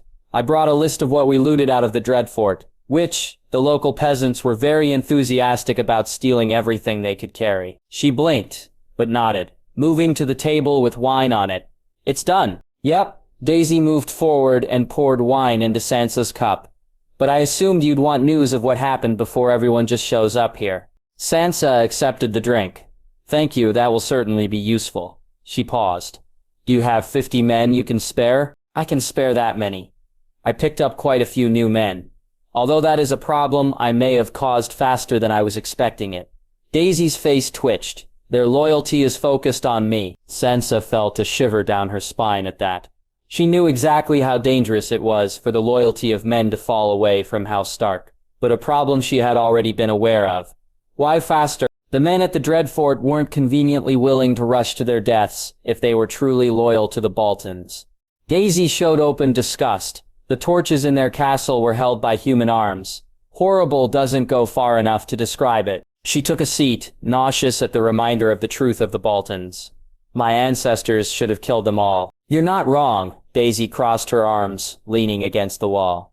The men left at the castle were more loyal than the ones here, or maybe less afraid. So I was forced to ensure there was no doubt that I was a god. She looked at Sansa steadily. I may not be one of your old or new gods, but I am inhuman. Sansa frowned slightly at that term, inhuman. It wasn't the first time Daisy had said it, and she was beginning to think it was important. If I may, what did you do? I brought the gate down, turned a lot of arrows into splinters, froze every man who tried to kill me, or who lied when swearing loyalty to House Stark, and I might have made the earth shake with my footsteps. Daisy winced, and instead of just shattering the Dreadfort, I had the earth kinda swallow it. Sansa took a long drink of her wine. That was horrifying, and the god was clearly capable of finding access to her chambers without alerting anyone in all of Winterfell. And did all of this with only being partially aware of how terrifying that was. If the stakes hadn't already been everything hanging in the balance, Sansa imagined the thought of the danger this god presented would have left her shaking. Instead, she used her wine to steady herself. I see. Their loyalty is entirely to you then. I'm pretty sure. She pushed off from the wall and took the seat by the fire. I've never had worshippers before. It's weird. Sansa considered the issue. It could become a plague, destroying any hold of power she meant to hold. She would not rule dependent on the benevolence of a god. Then a religious order in your name will need to be founded. It will mark out the truly zealous. Forming a religious cult sounds like a terrible idea. Daisy looked at her in confusion. I've never heard of a cult being a good thing. Sansa tapped her finger against her cup. I've begun the repair of the broken tower. Half of it could be turned into the barracks for men sworn to your order. Daisy frowned, though she wasn't protesting. A structured religious military order. We could make that work, but it could go very badly once I'm not here. It could. Sansa knew enough history to know how dangerous religious orders could be. A simple look at the fate of Stannis Baratheon was more than enough for that warning. She looked at Daisy. What do you consider sins? Daisy huffed in amusement, but then shrugged. I don't care about Senin. She raised both hands, and did an odd motion with her fingers, as she said the word Senin. But that doesn't mean I can stand around when evil shit is happening. I mean the Boltons were flaying people, also feeding peasants to their dogs. It was sick. You're a soldier. Sansa wondered at that. It made some sense. If Daisy was a minor earth or war god, it could explain her dislike at being even considered a god. If she was aware of more powerful beings she did not wish to insult. I would ask you to at least warn me of any actions you find objectionable before punishing anyone for committing them. Daisy nodded. I doubt anything I find objectionable. You won't. She brushed some of her hair behind one ear. So what's this about sending 50 men somewhere? And should I go with them? It would probably be best if you don't accompany them. No true party of Boltons would hold a woman, especially not one of your looks amongst them. Sansa was beginning to think so long as she didn't lie to the god that the god's ire was not easily raised, which was fortunate, considering what she was asking. But I need them to go, looking like Bolton men, acting like Bolton men. Daisy didn't act horrified at the possibility of duplicity. I can send Jaren, the men would follow him, but where are they going? And what do you need them to do? A rescue mission of one of my family's loyal lords. Sansa looked away from the god then she needed to if she meant to avoid crying in front of the woman. They call it the Red Wedding. My brother Robb, the first king of the North since the king who knelt, the young wolf. He was at the wedding of our uncle Edmure Tully to a daughter of Walder Frey. The Freys and the Boltons killed him, his wife, our mother, and nearly the entire northern host.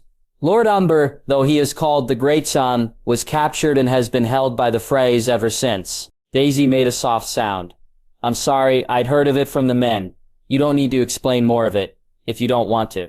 Sansa straightened her skirts. I wrote a letter using the former Lord Bolton's seal, and as close to his hand as I could copy. It requested a party of Freys to bring the Greyton to Winterfell, so that the man could be a more present reminder of why House Umber need follow House Bolton. I received a letter from Walder. He has sent a party of 60 Frey men to escort the prisoner here to Winterfell.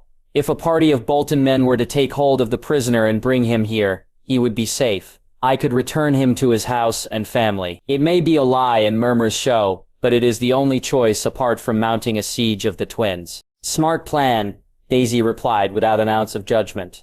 You intend to just take the prisoner and ride off. No violence or fighting. Definitely a smart choice, considering everything. We have a few Bolton banners and shit we were using to cover up and secure the boxes. If you send me with a map and direction of where and when to meet the phrase, I can send some men to handle it. Sansa's eyes snapped sharply towards the god. You're not against the deception. Perspe, assassin. Daisy gestured to herself. You say soldier, but I'm not that kind of agent.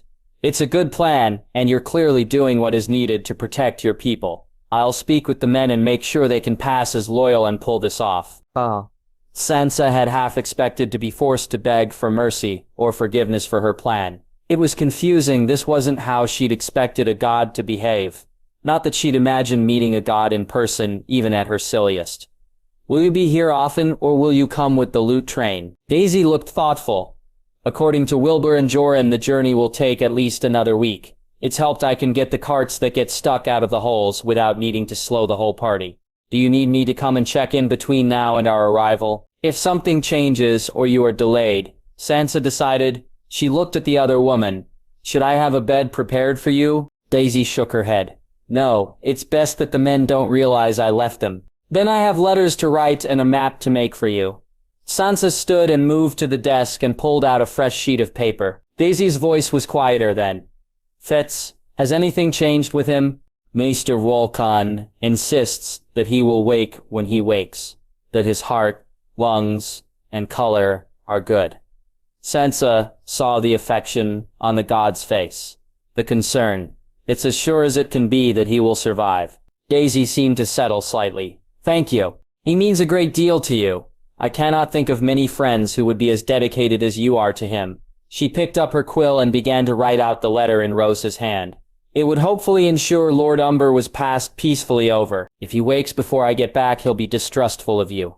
Tell him, when he lived on the bus, his bunk was between Sky and Gemma's. Also, it's probably a good thing he never got to show his equipment to Sky. That should ensure he listens when you tell him. He came through the portal with Daisy and that I'll be back soon. Daisy paused, and Gemma is safe, but didn't come through with us. He'll do something dumb if he thinks Gemma is here and in danger. Sansa looked up at the other woman. Is he dangerous like you? No, he's human. I think that's why it hurt him to come through. Daisy seemed to consider the possible risk her companion could present. He's capable of killing to escape if he thinks it's necessary. He may not be a fighter, but he's the smartest man I've ever met. Locking him up anywhere won't keep him in place long. But if he knows you're an ally, I'll be back and Gemma is safe. He should be peaceful. Sansa breathed out slowly while considering that. Would you consider writing a letter for him? That would work. Daisy hopped up and walked over and looked at the quill. This is not going to look great. The quill thing is, let's call it new, or really, really old. Sansa set a piece of parchment on the desk in front of the god. If you wish to practice, there is time. Nah, he'd be weirded out if my handwriting wasn't horrible. She had an amused grin on her face as she picked up a quill. My handwriting has never been particularly good. Perils of being a hacker. Sansa had questions about what hacker was, but wanted to be able to sleep with only minimal nightmares. So she simply continued with her work. Daisy's nose was very cold. As she woke up, she squeezed her eyes shut. The north really sucked. Also, who named a country after a direction on the compass? Who did that? And how was this snowy hellscape not currently in the middle of winter? She could hear the sounds of other people waking up. It made it worse knowing they'd actually wait on her if she failed to crawl out of her sleeping roll. She sighed and opened her eyes. The sky was clear and blue, air freakishly cold, and it smelled weirdly of nature and horseshit. Though perhaps not weirdly. Mornings traveling through nature, by horseback, were oddly routine. She mused as she pulled her outer tunic over her shirt, and then immediately wrapped her cloak around her, using her powers to heat up the air around her. She was a California girl. Sorta. Her bedroll needed to only be rolled up and set with her gear, and she was off to one of the small fires for porridge. She purposely ignored the looks of awe and bowed heads.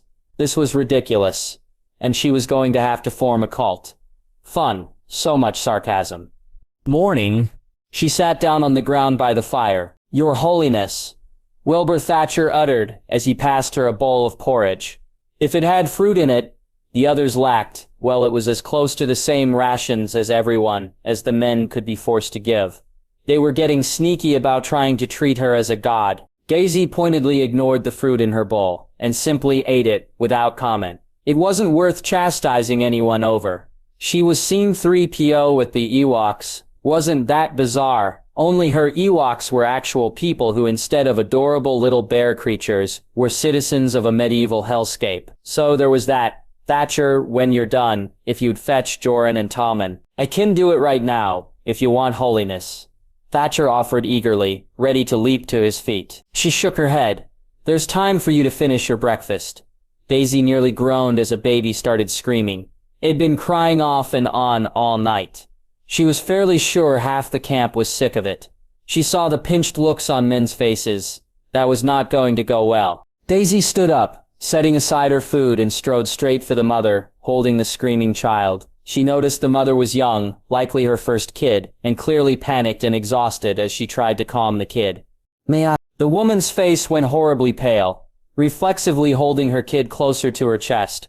She shook slightly, the screams of the baby getting louder somehow. And then hesitantly, she held out her baby. Daisy scooped the baby with easy motion. Foster care and the orphanage had given her enough experience to help with the baby, and there was nothing she could do besides not harm the baby to calm the woman's fears. And she was exhausted enough to not bother with the slower route, so she just cradled the baby. A gentle hand on its back, and she felt for any injuries with its vibrations. A quick check showed that its cloth diaper was empty. She gently moved with the kid. The baby was cold. The blankets couldn't possibly be enough for the tiny thing, which was easily fixed. Daisy warmed the air around the baby as she pulled her own cloak off and bundled the kid with practiced motions. Then, cocooned in warmth, in secure arms, the baby finally stopped crying. Daisy looked at the mother, who was staring wide-eyed at her. What's its name? I haven't named him yet. Ya Holiness. The woman gave a curtsy. Daisy rocked slightly, soothing the baby to sleep. Well, he was cold. He's too little to stay warm on his own. I'll keep him so you have a chance to eat and prepare for the day. When you're done, come to the fire and retrieve him. She turned and walked back to the fire. Sitting back down, she picked up her bowl and continued eating, this time with a tiny baby cradled in the crook of her arm. Do you require a new cloak, Ya Holiness? Thatcher asked carefully. She sighed. Yeah, I don't think any of us want to be kept up all night again if this little guy isn't warm enough. As ye say. Thatcher bowed his head, and then climbed to his feet, leaving her behind, and he went to find said cloak, and probably the men she'd requested he find earlier. She'd just finished her breakfast when Thatcher returned with a cloak in his arms, and Joran and Tommen behind him. Good. There's been a change in plans. Your Holiness, Joran asked carefully, as he took the seat across from her. Daisy set her bowl aside. I spoke with Lady Stark last night. The men stared at her in slight confusion, but none of them interrupted her. She pulled out the letter she'd taken with her, as well as the map. We'll need to send a party down the King's Road to meet with a party of Freights. I was thinking you would be suited to such a thing. Joran? Daisy passed the baby back to its mother. If you don't have what you need to keep him warm, just ask. Your Holiness. The woman clutched her child to her as she curtsied deeply. Her eyes flicked up to about her mouth before back down. Daisy sighed. Did you want to ask something? Is there a name that would please you? For him. The woman looked like it cost her a lot to risk asking it. She blinked. Huh. Well, you want me to name your kid? The woman nodded, seeming to flinch back at her own daring in asking. Daisy reached out and touched the little baby's cheek. Philip is a good name, if you want it. Thank you, Ya Holiness. Great Sean Umber was a shell of himself. He knew that, and his rage at his importance felt like it would swallow him. The chains holding his arms together bit into his wrists and ankles. The gag in his mouth was stale and horrible. If he could, he'd knock the head off every one of these weasels. He'd do it even if it was the last thing he did. But then his rage would leave him hollow. After all, it could only feed a man through so much humiliation and misery. Useless rage. He knew he was riding to his death. But finally good northern air filled his lungs. His fate awaiting for him under those traitorous Bolton sons of bitches may be horrific, but his death would be in the north. A bad death, but not a wasting death, in a Frey dungeon. So he let his eyes search out the northern fields for what would be the last time. As they crested a hill, A party of men with Bolton banners on horseback waiting for them. The idiot boys stepped in fray. The gods knew which branch the green boy was from. Gretchen would have spat at the head of their party, but he couldn't. Instead, the boys spoke. It would seem Lord Bolton has sent us an escort. The boy kicked his heels in, the fray party increasing in speed as they moved to meet the other men. The Bolton party came to a halt. One of the riders pulled his helmet off of his head. Another green boy. But that was all that was left in the Riverlands, and the North. Broken old men and green boys, all the rest dead. I carry a letter for the head of the party. Come from the twins. I'll take it. Stepton Frey accepted the letter sealed with the pink wax of House Bolton. He broke the seal and read it. Idiot boy's brow furrowed. You're to escort us the rest of the way then. Aye, the leader of the Bolton party agreed. Septon gave a nod, and stuffed the letter into his halberd. The Greatson felt a prickling of concern, as he realized the Bolton men had the horse he was chained to bracketed. He realized a few seconds before it happened what was going to happen. Not that he could have warned the Freyts, even if he'd wanted to. He didn't want to. The leader of the Bolton men drew a dagger and plunged it into the Frey man next to him. It was fast. The Boltons used daggers and surprise to slaughter the Frey men. There were cries and screams as Freyts died. They didn't have time to draw swords, the knives of the Bolton men faster. The Freys were dead before they had a chance to fight back. The leader of the Boltons wiped his dagger off before sheathing it. Loot the bodies, secure the horses. Cut Lord Umber free. We continue as soon as possible. He wheeled around to face the great son. Lord Umber, I am here on behalf of Lady Stark. I hold a letter from her own hand and seal. My men and I will safely escort you to Winterfell. One of the men cut the gag and pulled it out of his mouth. The Greatson snarled, and why should I listen to anything you have to say, boy? My name is Joran Fletcher. I am sworn to House Stark. The man held out a sealed letter bearing the seal of House Stark. I apologize for the deception, but it was required to ensure your safety, my lord. His spine straightened. The Great John spat on the ground as he felt his legs being unhooked from the saddle. He frowned as he looked at the man. Lady Stark is married to the bastard. Lady Stark made herself a widow. Joran held out the letter. House Bolton is no more. He threw his head back and gave a great roaring laugh, snorting with it. He grabbed the letter. It would seem he was going home. Daisy smiled slightly. It'd been an accident, but now she could hardly walk 3 steps without one of the kids in the loot train attaching themselves to her. She raised her arm, a small girl hopping up and grabbing Daisy's arm and swinging happily. Your Holiness? Wilbur Thatcher nearly tripped over himself as he followed. I've had an idea for your sigil, if you want one. Daisy sighed. It was hilarious to hear the poor men trying to speak more properly and inevitably falling to their slang. Not that she'd mentioned she noticed it. What's the idea?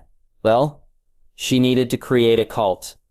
A symbol was probably important. She swung the girl hanging off her arm and up onto her back into a piggyback. Thatcher showed the image someone had drawn. It was a leaf. What'd you think? It's a weirwood leaf. She checked. He nodded eagerly. Of course. I won't always be here. Daisy hated this part. Diplomacy sucked. It was Coulson's thing. And not going to have you guys burning sinners alive like those crazy red priest people. Thatcher frowned. We could record your words. That's... Oh God, she was going to end up with a Bible written about her. That was horrifying. I was thinking a direwolf. Thatcher's mouth opened, and then shut. For Lady Stark, is that not appropriate? Daisy was exhausted by the just differences in culture. The aliens in the future had made more sense. He pulled back the idea of a sigil. I'll bring a new drawing later. Thatcher seemed to hesitate for a second before continuing. I'm sure Lady Stark will be very honored. Well, that's a relief. She felt a change in the carts. That'll be another cart stuck in a hole. Thatcher bowed. Your Holiness. Daisy strode to the latest traveling issue. Her powers were shockingly useful at getting carts out of mud. The little girl on her back giggled at the movement. Daisy smiled. Well, hopefully they would make it to Winterfell today. She really needed a bath. Sansa desperately needed a proper steward. She accepted the list of numbers Tallman had written up for her. His handwriting was somehow worse than Daisy's. And Daisy used a quill like she'd never seen one before, which she possibly hadn't. This is all the farmland that is being cultivated. He cringed at the disbelief in her tone. With the levies raised, it's what they could do. This isn't enough. She wasn't a student of agriculture, but she was of the north and she knew these numbers were horribly off. Find someone with farming experience, and have a plan drawn up to at least triple this planting. Winter is coming and we need more food than this. Tallman cleared his throat. I can do that, but there aren't enough men to plant that much. Write up the options and how many men would be needed. The smaller but feasible increases. If we avoid the coming war, the men may be spared for it. Sansa didn't add that if there wasn't food for the men to eat, it wouldn't matter how many men she had in an army. The war had to wait. Trade and the current crop were their only hope for survival. He gave a dip of his head.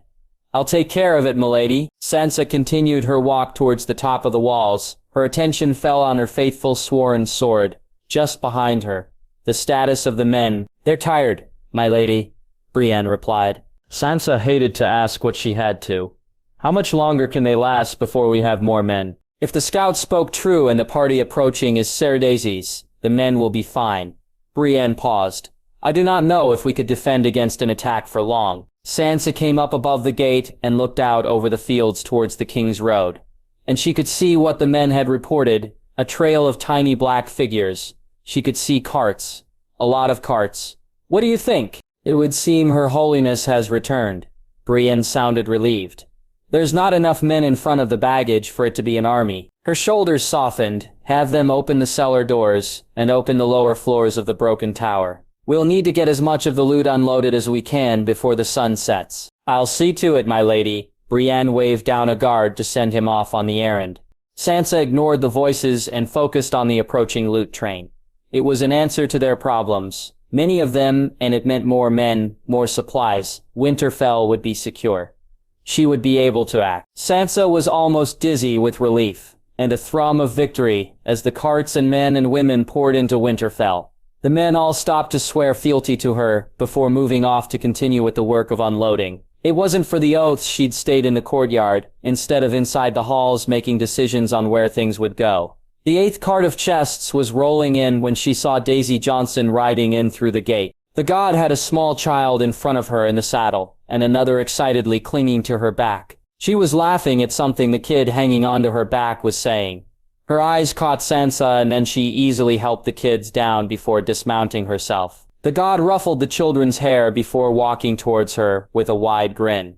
Lady Stark, she grinned, and then bowed, though she did not wait for permission to straighten again. Not that she needed permission. The dread fort is destroyed.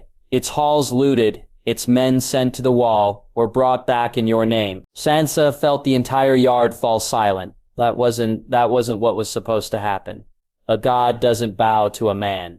And the final destruction of her enemies in her name. It was a gesture of fealty by a god that owed none to her. You are most welcome in Winterfell. I trust you are unharmed from your efforts. Sansa wasn't even sure what else to say. What was there to say? There wasn't protocol for a god acting like a minor sworn knight in your service. Totally fine, Daisy laughed, stepping forward. And I saw to the matter we discussed. Sansa was terrified. She'd missed something, because this did not make sense. But King's Landing had taught her to carry on. Then I am in your debt. Nice call on the fenced areas. Are they called paddocks? Daisy looked at her curiously. Sansa had a brief thought that maybe the god hadn't known what her actions meant. But that was ridiculous. Probably. Paddocks are for horses, pens for livestock. She noticed a look on the god's face. The unloading is well in hand. Your companion Fitz is in the same room. Thank you, Daisy gave her a quick nod, and then vanished into the crowd towards the maester's chambers. Sansa spoke slowly. Brienne, fetch Podrick.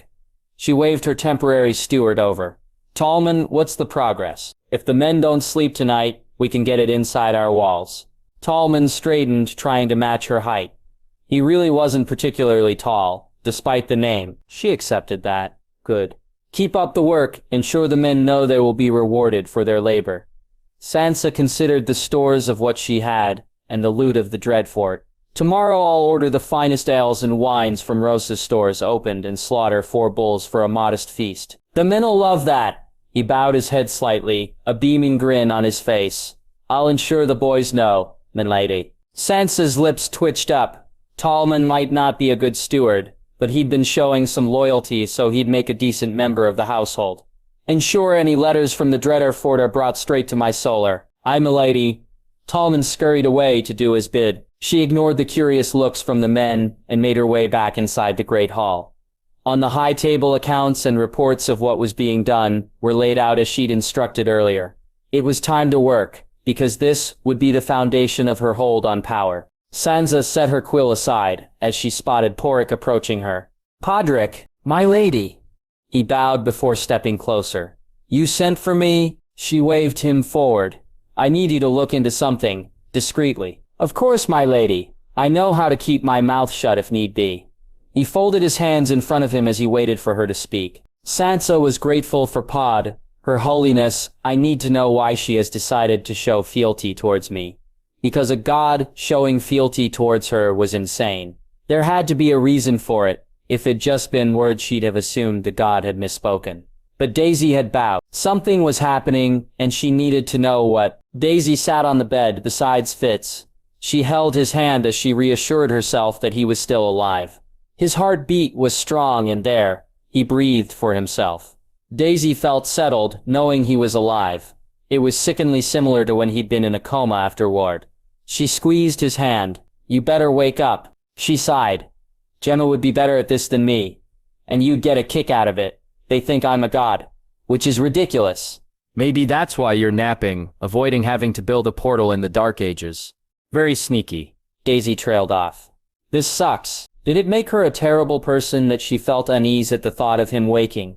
This wasn't the same Fitz who cut the chip out of her neck. He wasn't the one who betrayed her, but he was still the one who made the framework, and who was a few months away from doing those things. Time travel fucked everything up. He was the person on the team she had trusted the most, and now she was afraid of him. It hadn't seemed important how she felt about the whole thing when it'd just been her and Gemma on their search to find and save him, but now it was just Fitz and her. Just them in a medieval hellscape that was cold as hell where the locals thought she was a god. They would need each other. And how could she even feel hurt when the Fitz who'd hurt her was dead? It wasn't fair to him. Daisy placed a hand on his chest, feeling the vibrations of his body. The reassurance he was real and alive. You need to wake up. I can't do this without you. She wasn't sure how long she'd been there before she heard the door open. Daisy had absently felt their approach, she realized, which wasn't that weird. Yes? There was a startled sound. Apologies, Your Holiness. It was the Maester Wolkan. I thought you might wish to eat with the men. They'll be unloading until late in the day, on the morrow. But supper is ready if you wish to join them in eating. Or it can be fetched for you if you wish. I'll come help with the work. Daisy didn't look away from her friend. God, he was the closest she had to a brother. Do you think he'll wake? The danger's past. But what his mind will be like once he wakes, I cannot say. Wolkan replied. Daisy bit at her lower lip.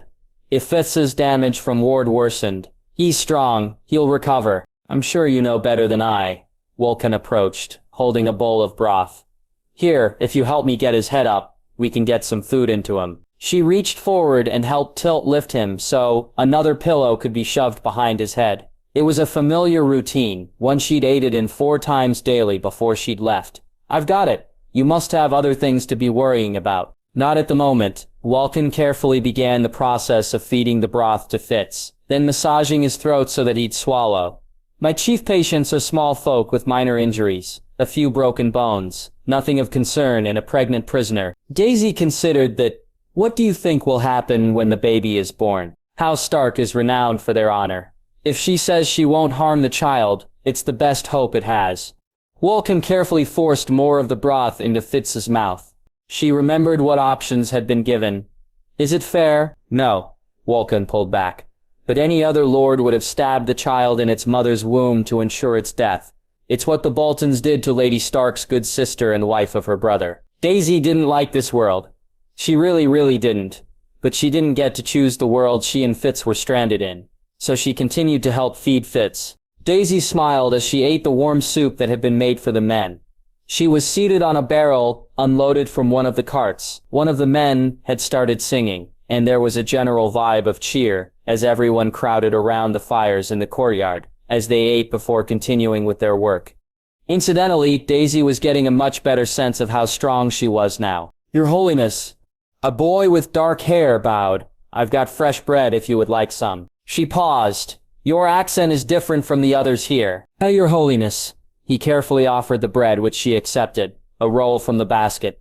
I'm from the Westerlands. I'm squire to the Lady Brienne of Tarth. Daisy smiled at the mention of the Lady Knight. She was clearly fabulous, after all. Good for you. What's your name? Podrick Payne, Your Holiness. Podrick dipped his head slightly, not that he ever really seemed to raise it fully. She waved to the spot on a crate next to her. You can join me if you like, though only if you stop with the holiness stuff for a while. As you wish, but what should I call you? He looked at her with soft but serious eyes. Daisy raised a brow. If he was Brienne's squire, he absolutely knew she'd ask to be called Ser, if they had to use a title for her. Not that anyone, including Sansa, had apparently listened to that really. Just Daisy is fine, but Johnson or Sarah are fine too. As you wish, Sir Johnson. He had the slightest bit of amusement to him. She laughed. Cheeky asshole. So please tell me there are places in this world that aren't miserably cold. The further south, the warmer the weather is. Podrick settled awkwardly on the crate. In Dorne it is a desert. The weather is as hot as their food. It is the southernmost kingdom in Westeros. Daisy snorted. I'm not sure I'd have done much better there. So the Westerlands, what are they like? She ate quietly, prodding the poor boy into telling her more about the continent. It was better than anything she could read in a book. He paused in the middle of a story about his last master, blushing violently as he apparently realized he had just mentioned his former lord frequented brothels. Sorry, Sarah, I didn't mean to mention that. I'd be shocked if you didn't have brothels and prostitutes here. Oldest profession and all that. She took an amused bite of her soup. You're not going to offend me. Podrick's ears were still pink. I mean, isn't it a sin? Yeah, I don't care about the whole sin thing. Daisy wiggled her hand. Which fuck? Slight positive. The nuns from the orphanage would hate everything about this. I mean, common decency and all. Pay the person for their service, and don't be a dick about it. But I can say with some certainty that the gods or devils or whatever that deal with sinners don't care about consensual sex. He blinked. His voice came out at a mumble. Probably a good thing for me then. He shifted slightly. Does that mean you're not a god of maidens and children then? Daisy paused. No. Very much not that. She noticed everyone in the general vicinity was listening intently to her words. I was stolen from my parents and raised in a human orphanage when I was a baby. I'm just used to helping with the younger kids, but I don't have any kids of my own, or plans of having one. And I'm definitely not a maid. You were raised with humans. He was looking at her in surprise. She nodded. Yup. Podrick spoke carefully, like he was afraid of her reaction to his next question. Is that why you were chosen to help us? Probably. Daisy was not going to point out. Exploding Chronicom portal device as a random accident, not some weird divine intervention. And the vibrations around the white trees were weird. There might be something to her and Fitz coming out in a damn tree. The old gods, what do you know of them? Everyone says I must be one. But I'm not familiar with this world and names tend to change between worlds. He straightened slightly. I'm from the south, where we worship the Seven. But Lord Lannister made sure I knew about the different realms. The old gods are the gods of the first men. One of the former Bolton men spoke up then. They were the gods of the children of the forest, before men ever came to these shores. His voice filled with the tone of a storyteller. The children. Daisy was fascinated by the stories of the men. Their old gods certainly weren't any type of god she'd run into, but assured her that she needed to not be seen as one. Considering the trees and her general experience with weird old mythology, there was likely some basis in fact to these stories. Fact she'd like to not insult and piss off. She lifted another crate from one of the carts as the stories continued. It was hard work, but the men had started taking turns telling tales as they worked in the dark and cold. Wait, arrows made from the weirwood trees are magic. Legend has it, Brandon Snow meant to kill Aegon Targaryen's dragons with arrows made of the weirwood trees. One of the men replied. Someone else huffed. That was over 300 years ago. Magic has faded from this world since the dragons died. She wiped sweat from her forehead as the men broke out into a fairly good-natured debate on how real magic was in their world. Stories of witches and strange happenings they'd all heard, or seen being brought up. Daisy was about to ask about what on earth a stone witch was, when one of the pages came skidding out into the yard. The boy was panting but bowed as best he could. Holiness, your companion. He woke up. Sansa rushed in a swirl of skirts for the maester's rooms. Her exhaustion fell from her as she hurried along the halls of her forebears, to where the god's companion had woken. If she still prayed in truth, she would have prayed for this man's recovery. His survival was what tied a god to her halls, to her cause. And if he woke but was not the same, she could not risk the god's rage without an attempt to calm it. She ignored the sound of Brienne's armor as she followed her. Instead, she focused on the hallways ahead of her. Her footfalls echoed in the stone halls, and then she could see the light spilling out of the room set aside for patients of the maester that needed serious care. She slowed her steps, carefully breathing so as not to pant, but her lungs burned all the same as she forced herself not to gasp. Her heart hammered as she took the last few paces with her shoulders back and chin tipped upwards. Sansa wasn't sure what she was expecting, but it wasn't what she found inside. It was clear the man couldn't have been awake long. He was upright, and whereas she had been able to control her panicked breathing, he had not. His whole body shook as he panicked, air wheezing in and out of him. His eyes were wide and bloodshot, fingers trembling nearly violently. But it wasn't the Maester trying to calm him. In fact, Maester Wolkan was standing awkwardly to one side with a calming draught, but made no move to administer it. Straddling the man was Daisy. She had pressed their foreheads together, one of her hands gripping the back of his neck. Her other hand had caught one of his and pressed it to her chest. She was taking careful, deep breaths, clearly intending to aid him in finding his own air. His free hand was scrabbling uselessly at her shoulder, as he tried to get words out, but none came. "You're safe. I promise you're safe." Daisy's voice held authority and certainty to it as she spoke. It was firm, but not meant to travel. "Breathe. Come on, just follow me." He was panicked, but he clearly was trying to follow her instructions.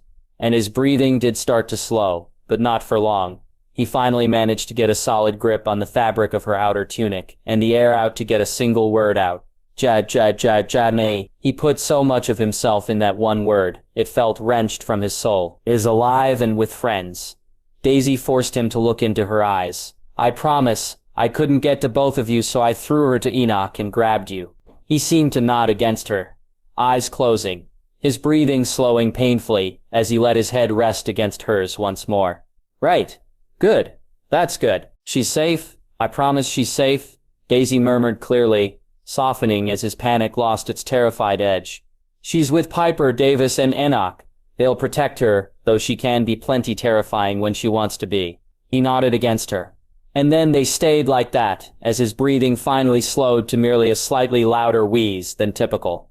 It had an air of intimacy to it, as they essentially held onto each other like drowning men holding to a raft. Sansa felt a pang at this. It wasn't something she should be seeing. With that thought, she waved Brienne out of the doorway, and closed it behind her, leaving herself, Wolkan the god, and her companion as the only ones in the room. It also reassured her, for all else this god might be. She loved this human man. What sort of love it was didn't matter, only that she was clearly, truly, and deeply capable of it. The man's voice croaked as he spoke, a certain halting to his words that felt unnatural. What happened? Your stupid idea worked." Daisy's voice was soft. "You and Enoch found Gemma and you helped us and we did it. We changed fate and time itself, which your theory time couldn't be changed because it was predetermined. Only mostly not a thing." Her lips twitched up. He frowned. "But how, I don't remember." "You died." Daisy's grip on him tightened. "But it was a paradox. We were in the new timeline, but the you that died was from later. So we had to rescue you before you died again." Sansa's eyes widened. She didn't understand, but she understood enough to know that what was being spoken of was great and terrible and likely beyond her comprehension. Fitz shook his head, his hand leaving her shoulder to run through his hair. "But, paradox. Exactly. If it wasn't for that, we wouldn't have tried. We all know the cost of truly bringing the dead back. But this you hasn't died yet. And with the time change, finding you was a bit of a road trip. Do you know how many star systems we had to travel to? You were one hard man to find." He pulled back, her grip on him lessening. He blinked, seeming to realize where he was. His mouth opened, but what came out was words stuck in his throat. Daisy spoke softly, gripping one of his hands. You've been unconscious since we arrived. Give it some time. She gave a self-deprecating smile, though. We're in a castle, if you can believe it. I haven't a clue where exactly we are. What realm or world this is. Figured once you're feeling better, you can figure it out. I've made a deal with the local lady here. We're safe till you're well enough to find a way to get us home. Right, I can, do that. It was clear now that he had a stutter. Whether it was new or old was less clear. Sansa glanced at Maester Walcott. He seemed to take it as his cue. He shuffled forward, clearing his throat. If I may, Your Holiness. Daisy slid off of Fitz's lap with ease, though she settled on the bed beside him.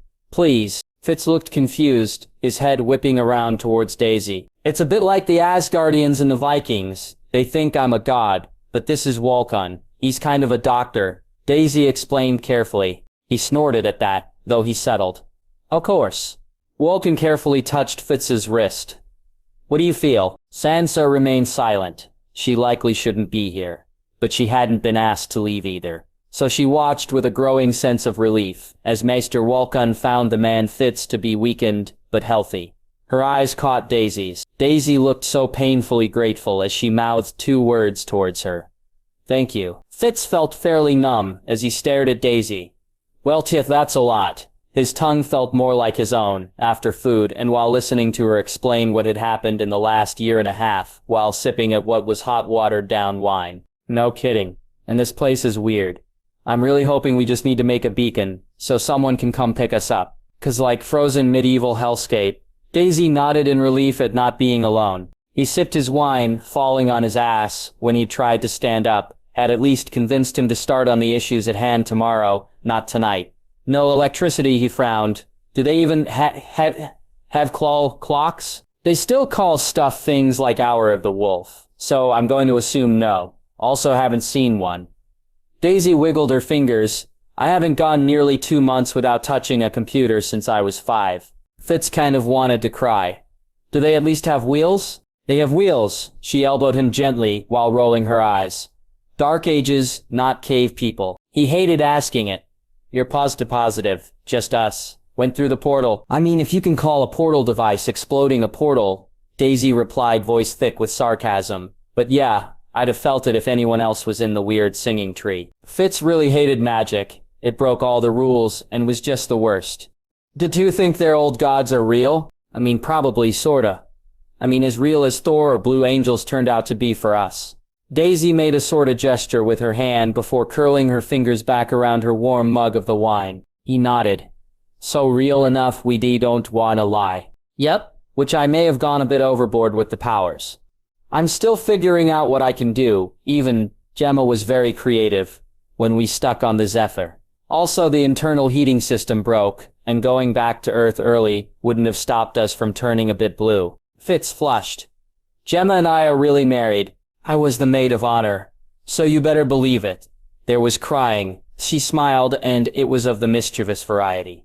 I'll help you so you can propose first, this time. First? What do you mean first?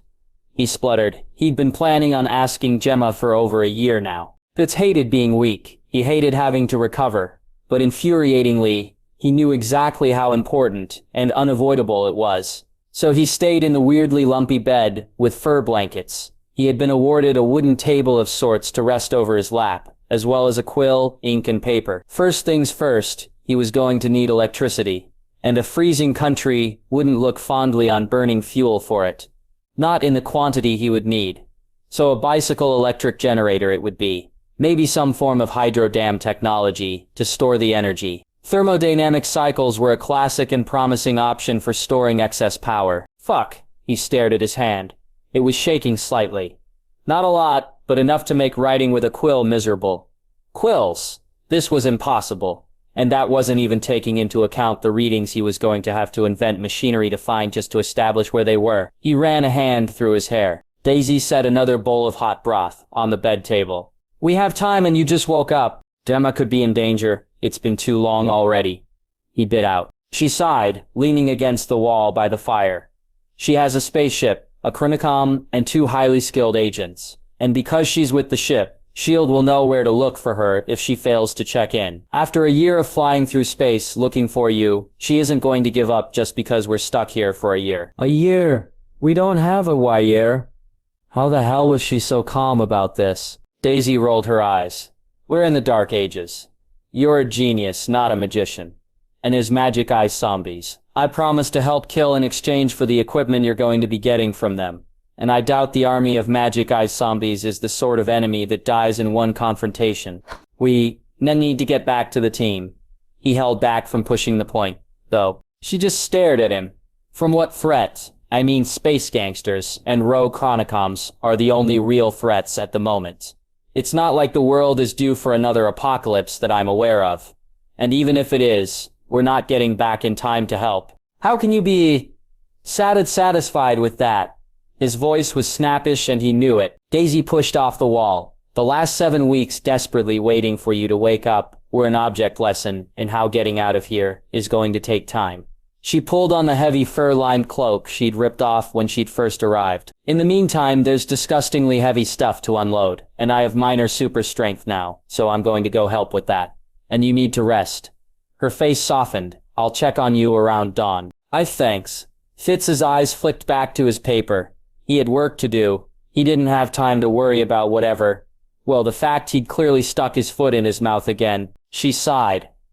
I'm glad you're awake, Fitz. He didn't look up as she left the room. Jon Snow dismounted his horse and strode through the Glover military encampment. Men didn't try to stop him, but there was alarm at the sight of wildlings and knights of the Stormlands under a Stark banner. It was a small miracle he'd been allowed to approach. He spotted the Lord of Deepwood Motte, Lord Glover. Lord Glover looked him up and down. You risk much, bastard. The Boltons will come down on both our heads for this. Then it's a good thing the Boltons are dead. Jon replied. Glover stared at him. You expect me to believe those rumors? I will swear to their truth. Jon was the son of Eddard Stark. His word was as good as could be had. I was sent by my sister Lady of Winterfell to assist with your Ironborn problem. The Lord stared at him. Lady Sansa married a Bolton, and she stabbed a Bolton. Jon replied without pause. Glover let out a deep laugh. Good for her. Fucker deserved it. He looked Jon up and down. Leading your sister's armies then? Aye, and we heard you could use one. Jon was just relieved the matter of who that army consisted of hadn't been brought up. Glover waved him into the command tent. Well, we've worn the fuckers down, but getting through the gates is going to cost lives. The men on the ram will be sitting ducks. I have a giant, Jon replied as he entered the tent. His eyes immediately found the map with markers of troop positions and the Deepwood's defenses. The gate won't be a problem. Glover made a pleased sound in the back of his throat. Your giant have armor. No, I've never seen a giant with armor. How had that never occurred to him? None of the free folk really had true armor. Oh, they had protection, but nothing like the steel and iron of the Seven Kingdoms. It was one of the reasons the Night's Watch had survived fighting them for so long. Glover flicked his fingers, summoning one of his men. We can find something for your giant. The defenders in my castle will make taking it costly. Once we've taken the gates down, the Ironborn have had time to prepare themselves. His voice turned bitter with rage at the thought of invaders in his home. I've got wargs as well.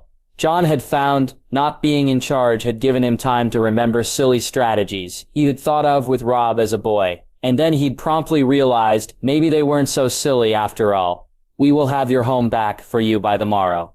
You have my word. Glover had a strange look, but laughed and slapped his shoulder. Well, let's get on with it then. I aim to gut some Ironborn. Daisy felt like a weight had been lifted off her shoulders as she helped move crates. Fitz was awake. He hadn't seemed damaged. His speech more disjointed than usual, but it improved the longer he'd been awake, and if he was damaged, they'd deal with it. She set a crate into what she was fairly sure was the medieval equivalent into a wheelbarrow. Still wild to her, she could lift something that heavy. Your Holiness, you know you don't have to help with this. Hogg said carefully. Sweat was streaming down his face. She knew she was as sweaty as him, her cloak long since discarded. I know. She made sure her voice was clear and carried. But how can I ask things of people I'm not willing to do myself? Besides, I'm capable of helping, and if I wasn't, I'd just be bored. Daisy smiled at the odd expression on his face. I'm not Lady Stark who knows where all this goes and is running this place. But your companion awoke? Hogg stared at her curiously. Daisy nodded, a part of her aware of exactly where in this castle he was. He doesn't need me to sleep, or avoid sleeping on principle, and try and figure out how to use a quill instead. He can't write? Hogg made a sound of surprise. She outright snorted. He can write. It's your quills. They aren't what we used to write, with where we're from.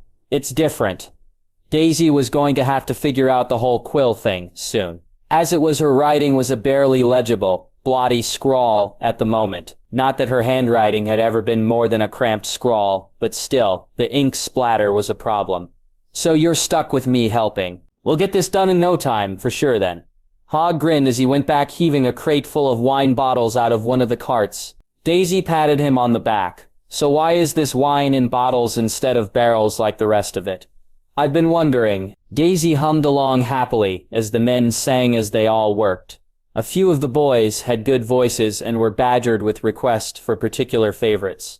By the time the sky had begun to lighten, the men had seemed to relax enough for some more humorous tavern songs to come out. She'd laughed outright at the one about a man who thought he'd charmed a lady only to find it'd been a donkey the entire time, her flowing hair its mane. At that, it seemed to finally have gotten through their heads, after a month of effort, that she wasn't going to smite anyone for something stupid. And so as the sky brightened, so did the men. Your Holiness, one of the boys called, do you know any songs? Daisy ran through the list of music she had learned for teen karaoke on the bus.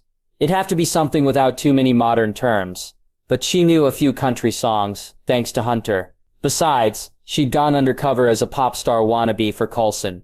Amazing she might not be, but she could certainly carry a tune.